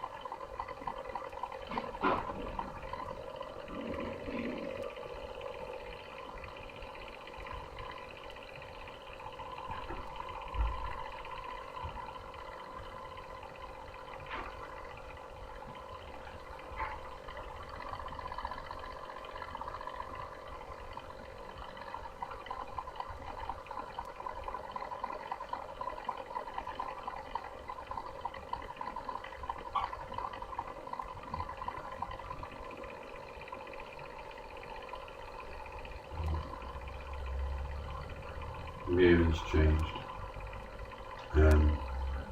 Just all of a sudden I've got pressure in my left ear and my right ear is buzzing like a tinnitus.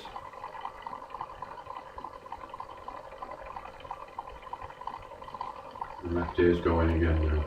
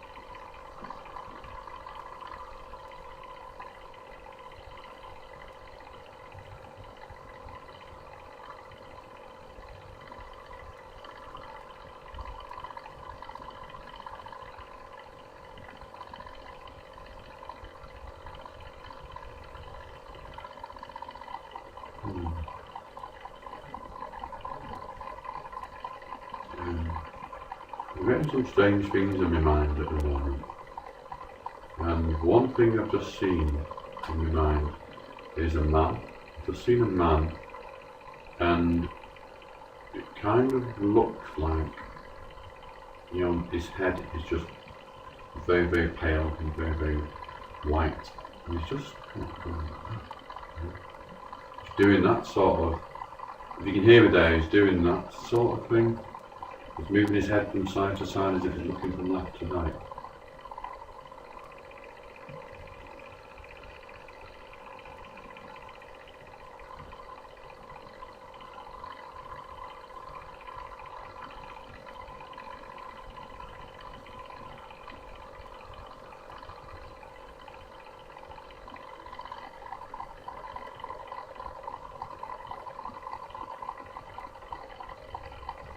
What's up? Hi guys. Chris is going to see if he can sort out the sound for you, and he's asked me to come back. See, I knew as soon as I got a sandwich, they'd want me to come back. So, as I say, there's been quite an interesting evening tonight. Something different for the KTP.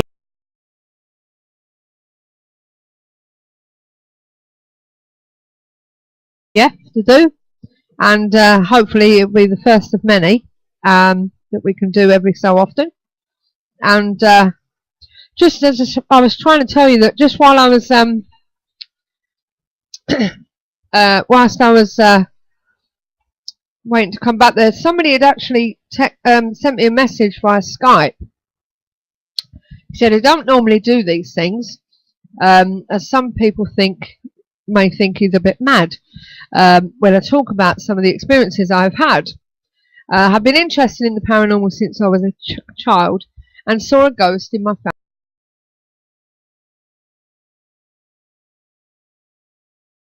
family's home. But more recently, I have been having feelings that I haven't felt since I came out of my late 20s. So I thought I would take some pictures in the area where I felt was a hot spot, cold, and found orbs and other strange things in some of the photos that shouldn't be there. My daughter has been telling me that there have been strange things done to them. They've had strange things done to them. Maybe it's a calling, because I have heard the 3 knocks of death. Oh God, when my sister was dying, and me and my wife have heard knocks of on a wall that the room we were next to was empty. Most recently, my wife has been touched several times. They said they could send us the photos of what they call a strong orb or older spirit. Now, when it comes to orbs, I must admit, I think the jury's out on that, to be honest with you. There are certain orbs, I think. I don't know about yourself, what you think about orbs. You know, but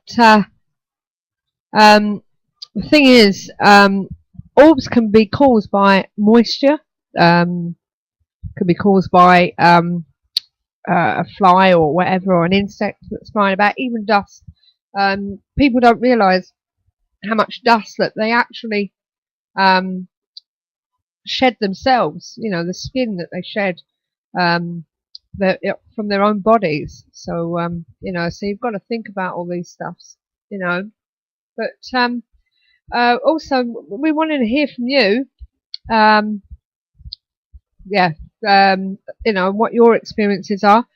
Chris at the Cage said he thinks it's the fan and has been on a while using another camera to try and avoid the sound. You know, so hopefully. What's great? Thank you, hot girl. So, as I say, you know, it would be good to find out your own experiences from the Cage. If you went there last night, it'd be great to have you on the phone. Maybe you can give us a call on 0844 414 3982. Maybe you could give us a call and tell us what you felt. So, you know, but it's a bit unfortunate tonight. Obviously, the technical side has really got to us, or got to John really. But I must admit, he's doing bloody well down there. The technical team are doing so well, you know, and you know, they've really gone all out and took time out of their own busy schedule. It's a Sunday night, so I'm sure most of them will be getting up to work tomorrow. You know, to travel down there and do this for charity. Well, Andy's got school tomorrow. Well, this is it. Andy's got school tomorrow, and that's why he's left early, you see. So, you know. And Andy's a school teacher, by the way. Yes, and Chris said Andy is gone and John is okay now, so that's good. You know, that's from Leanne. So, you know, but as I say, it's really good what he's doing. He's doing it for BLESMA, which is for the British Limbless, she says, ex-servicemen association. So he's been raising funds for them. We did a bit with the picture ourselves a couple of weeks ago. at Drake Road Tunnels. It is a scary picture. We had it in the hub with us when John came to see us. He introduced us to the Anguish Man, didn't he, Steve? Yeah, it's one of them pictures you don't really want to look at, but you kind of have to. You have to. Yeah, you know, it's it keeps drawing your eyes back to it. Yeah. So, but no, it's been really good tonight. It's been something different, and I hope you've got something, you know, from it. Even if it's just donating. If you have donated tonight to BLESMA via John's link, then on behalf of John and the team, we'd like to thank you very much for that, because it is a good cause. It was great having Steve Gill on, talking to us about himself and about his own charity as well. So we'd like to thank him. And as I say, it's we're here every week on the KTPF show, and at the end of the day, we're just a group of friends, and just trying to get to keeping the paranormal friendly out there. And we hope that you'll join us and tell us your experiences, not just on the cage itself, but on other places that you've been to. Yeah, if you are a paranormal group, come in and tell us about yourselves. Yeah, we want to promote discussion. I mean, some of the things that come on, some of the things that have been mentioned on the show, you might think to yourself, like I do sometimes, are they talking out their rear end? But they're not. It's their belief. And even if you can't take all of what they're saying, I'm sure there's always at least one thing that you can take and build upon. Right, okay, well, it looks like the camera's back, so I'm going to see whether we can connect them again. I'm assuming that they're ready for us, Leanne, Chris. So shall I?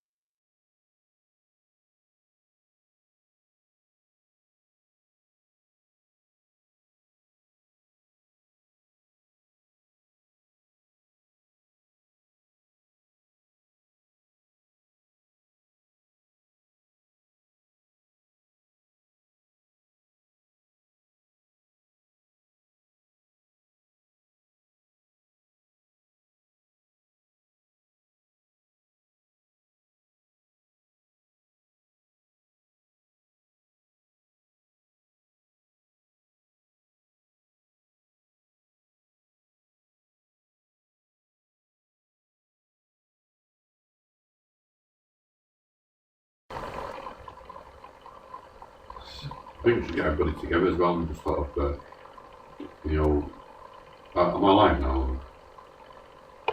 Yeah. I don't know what that's like. Can they hear us downstairs?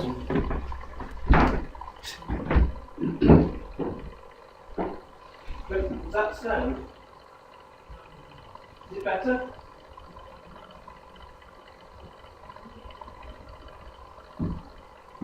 I'll put the laptop on the table. Trust you.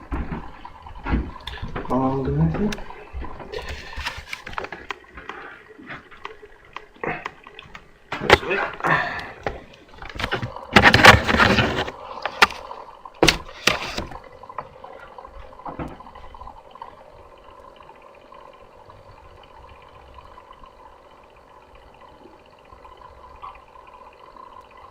Can you hear that?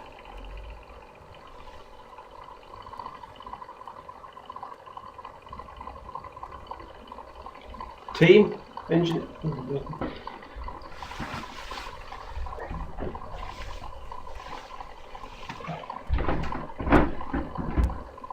What's that like?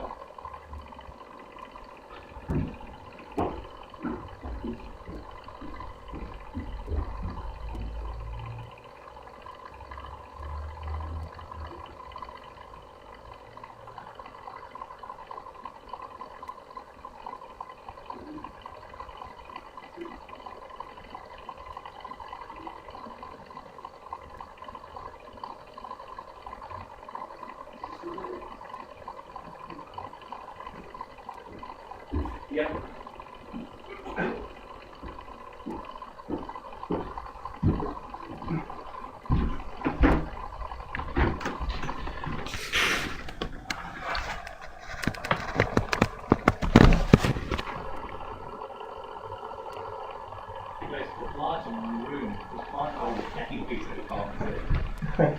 That's all right. It's a bit dark in there.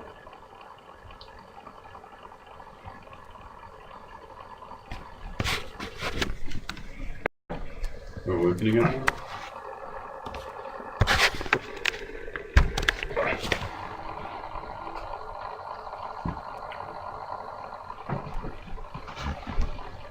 Almost.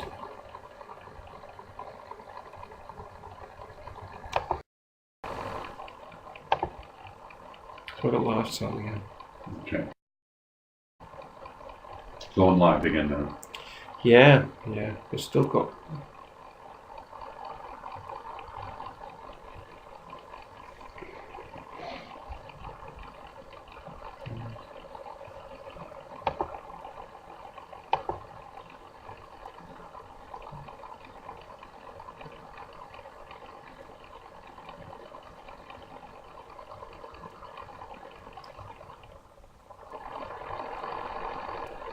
Yeah, it's your laptop dying. So you killed my laptop and now you're... It's killing mine. It's killing yours. Indeed. It's not good, is it? No, it's expensive. Isn't it?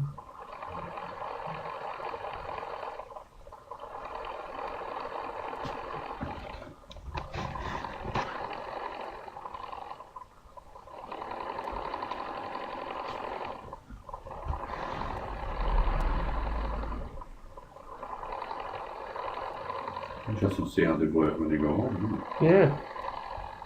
Well, I thought it was. That was an expensive trip.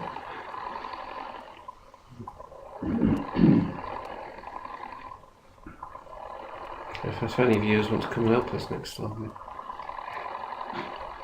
Who's that, sorry? If any viewers want to come along and bring their own equipment. Yeah, try it out themselves. Yeah. I can hear you now. Yeah. Oh, excellent. There's another way of turning it so it can cool.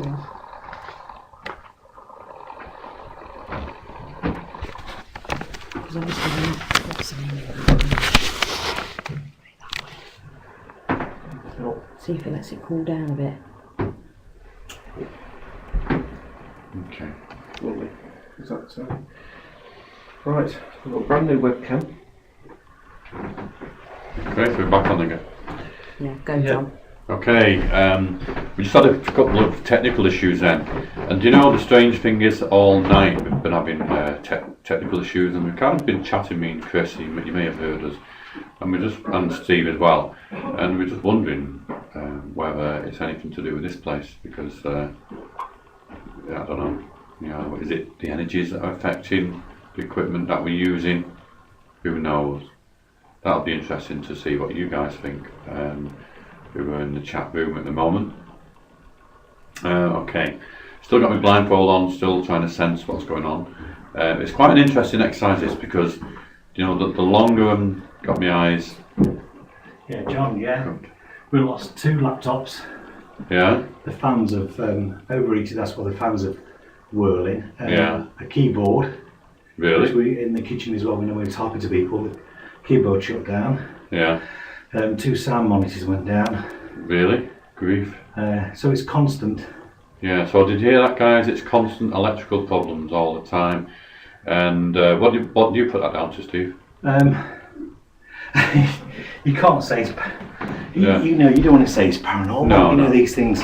But 2 laptops, the fans are... As you can hear, the fans are kicking off. Yeah. Because they're overheating. And they're obviously distorting the vibration. And, I mean, we was originally using 5 to 6 cameras tonight. And we couldn't get none of them working. Right. You know, downloading the signal to... but the only thing we've been doing is gone back to basics and using laptops with a little camera on top. Yeah. So our plans, we've been planning this for months and months, and you come in this building and it's all fell apart, which is very frustrating for the team and probably, you know, a few people listening. You know, we was gonna, you know, use all the different cameras and different techniques, but it's the place is just against us.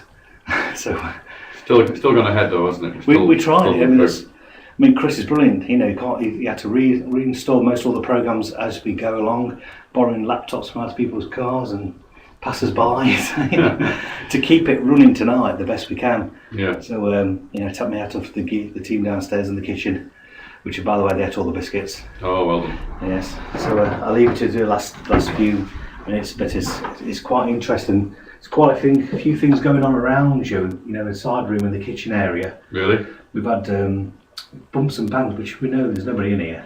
Right. It's down to skeleton stuff now, literally, which is 4 of us. Mm-hmm. And at the side room as well, which is getting a bit active with bumps and bangs, and I don't know, they're probably getting a bit close to you now, John. Okay, let's see what happens on the last bit. Okay.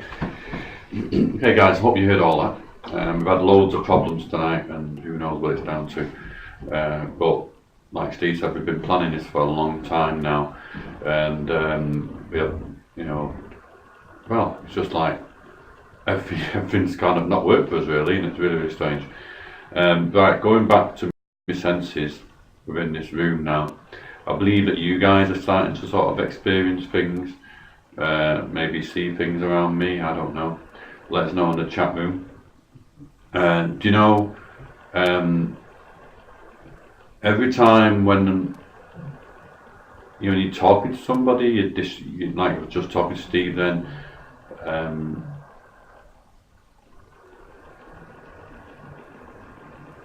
right. I was talking to Steve then, obviously I'm distracted away from what's going on in the room, but now I'm back in the room again. Instantly I am led to feel the left hand side of me more so than the right.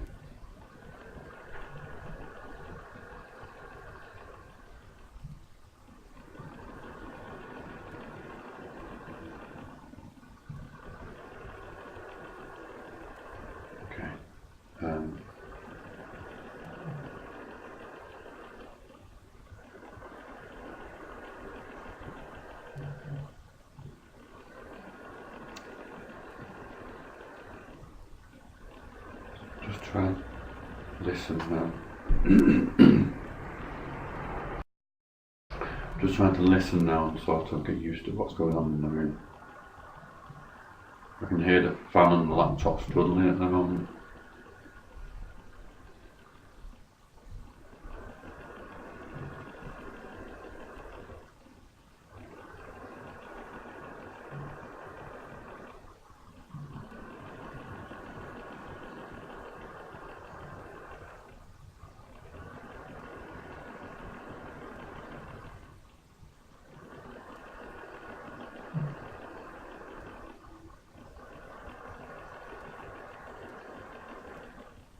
Okay.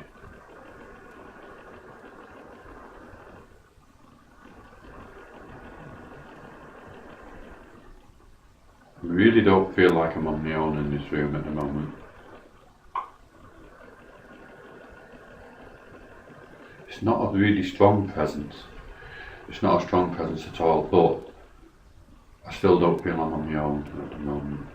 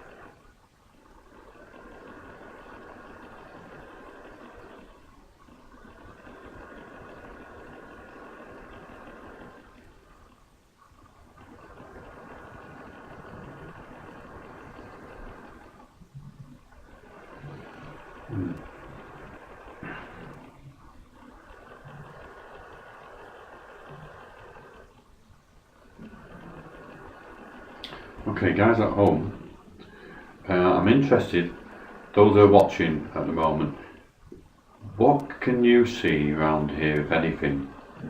I'm particularly focused on this spot in front of me now.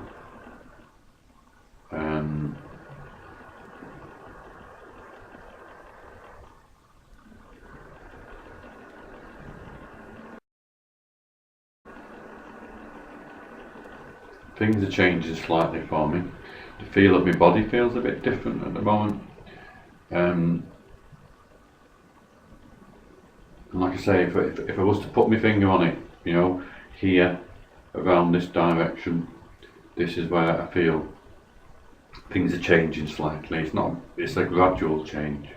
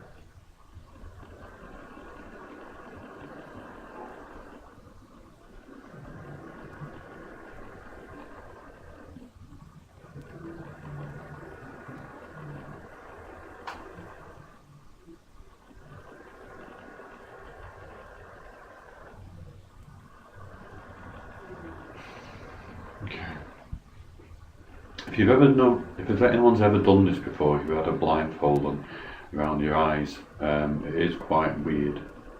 You can pick up things quite strongly, especially which direction they're coming from as well.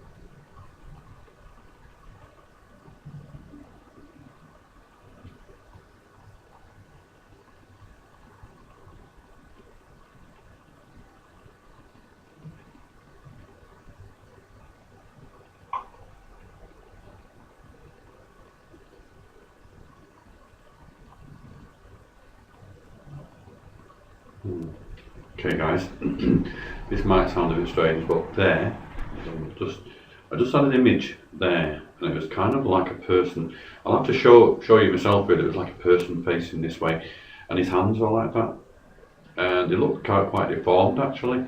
Say it's a he. I think it was a he. His hands were kind of held like that, and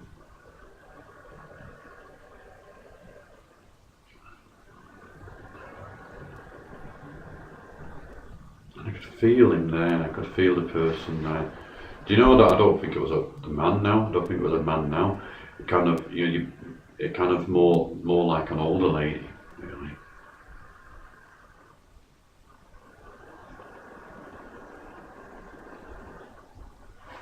The hands deformed.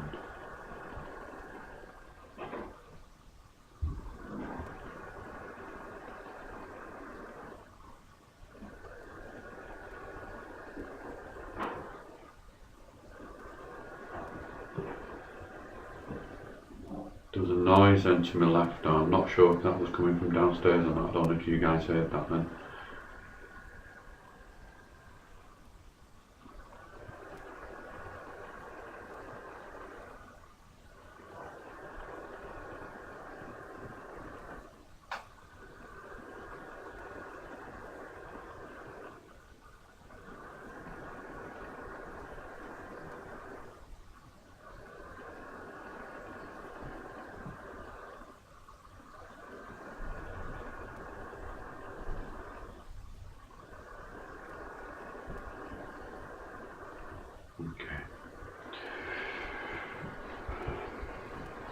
Okay guys, I think the time now is probably getting close to 12 o'clock.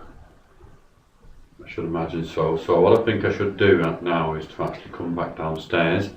I'll go outside and have a quick chat to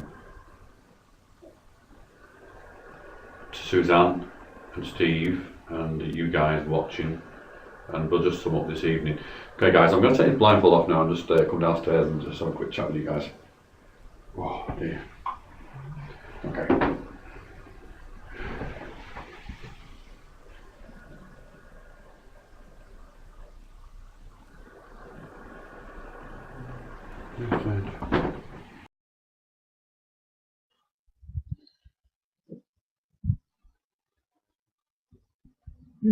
Where's it gone? There we go. Hi guys.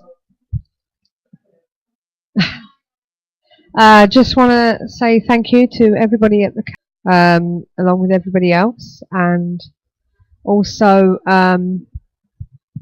John for doing this. He's going to be ringing us in a moment, so we're going to chat to him, see how he felt his night went.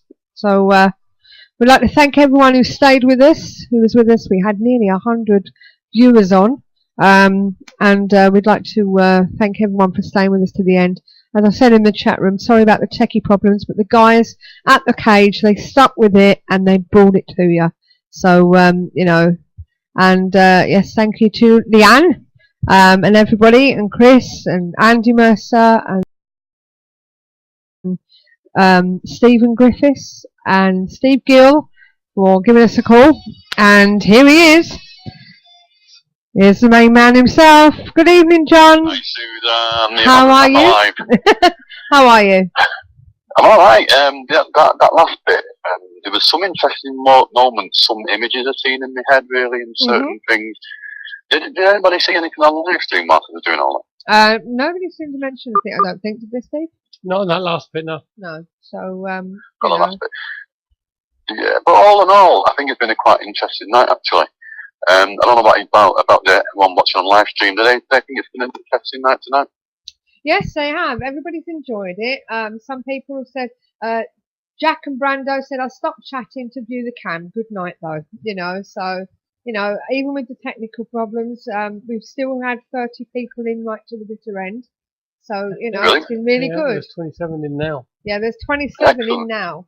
So, you know. Okay. At one point we had 98. Yeah, and I've spoken to Sue on Facebook, and you know, and I was saying to her that not long after we started, funny enough, somebody contacted me on on the Skype and said they'd like to do a similar sort of thing. So Oh, right, okay. so that'd be good. You know, but as I say, for the first attempt, it's been brilliant. You know, it's been really good. Excellent. You know. Well, we'll be doing something again for you guys. We'll do another challenge somewhere else. Oh, thanks. So if you want to join us again, cheers. We'll kind of work something out. So yeah, for me, it's been an interesting night. You know, and I think what I need to do is thank everyone for everybody's support, especially you and Steve and everybody watching tonight. I've got to thank you. Big thanks to the Swadlincote team. That's Steve, Griffiths, Leanne, and Chris, who have worked so hard to try and keep everything going. But you know what? It's strange that we've had all these technical faults because everything works fine until we come in the cage and it's all gone wrong. Yeah. And it's kind of strange, really. But I guess you got to expect these things sometimes when you're working with spirit, I suppose. Yeah. Well, we had that one night at Bowling Hall. We actually unplugged one of their lights. Only to plug our cameras into it, and it burnt the power packs out. Yeah. Right. Yeah. So we lost 3 cameras that night. Yeah. Yeah. So you know where we're coming from then. Yeah, definitely. But, you know. So anyway, thank you again for watching, guys, and from me, from the cage. How are you feeling though, John? Now, are you drained? You know, I'm not too bad now, but you know that experience is past life regression. That was quite draining towards the end. Right. Okay. Well, just a few messages for you. Well done, John, from Lynn and Nikki. Okay. Oh, thank you. Yeah. Ghost Rider 287, our John in Norwich, he said, tell John I said well done and thanks for a good night. So, you know, so well done everybody to John from Ninja. So there's quite a few there. Mo2569, Jack and Brando, as I said, they've had a great night. Lynn loves sloths, whoever she may be. I think that's Lynn and Nikki. So they're all there, you know, egging you on and this, that and the other. And I've just been onto your Just Giving site. And just for this evening, you've raised 130 quid. You know, and obviously it's not just this you're doing. This is just part of what you're doing for BLESMA, isn't it? This is just part of what you're doing for BLESMA, isn't it? It's just one night. Yeah, you know, it's part of something else as well. it's part of the one night, what I'm going to do for BLESMA is like do something once a year. So it should be quite an interesting night, really. Yeah. Once a year we'll do different things, different places, and it's going to be all for BLESMA.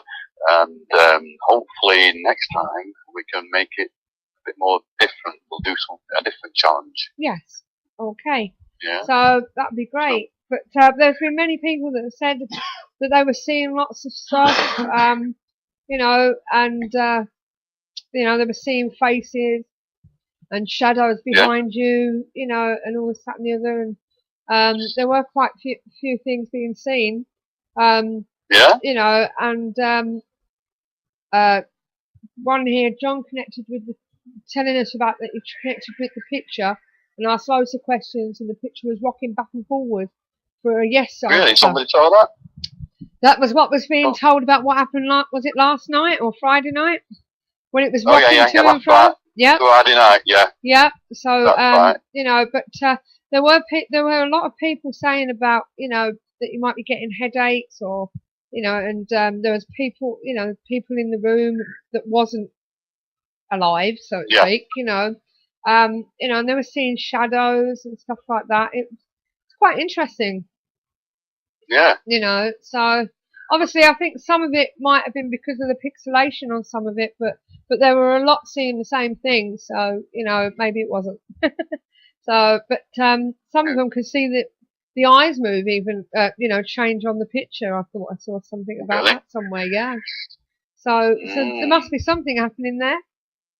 Yeah, excellent stuff. You know. Well, yeah, so it's been a pretty successful night, don't you think? Yeah. So, well, are you coming straight home tonight? Yeah, we are indeed. I'm going to be sort of driving home and having a few breaks every now and again. Okay. And hopefully, I've got a radio interview tomorrow with Steve Griffith on his new radio show. Cool. So hopefully that'll stimulate more interest about BLESMA and about what we're trying to do. Okay then. Well, thanks again, John, for getting us involved, and I wish you all the best of luck with your future vigils with the painting, and hopefully we'll see you on the show again soon.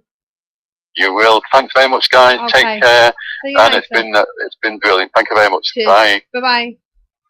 So that was John, ladies and gentlemen, and as I said, thank you for staying with us, and we'll be back next week on the KTPO show, and as I said, next week we have got Mr. Richard Freeman, so until then, This is where it's at. yep, definitely, 8:30, so good night and God bless, and thanks to everyone at the cage, and John and everybody, and Sue, and everybody who stayed with us. Good night and God bless.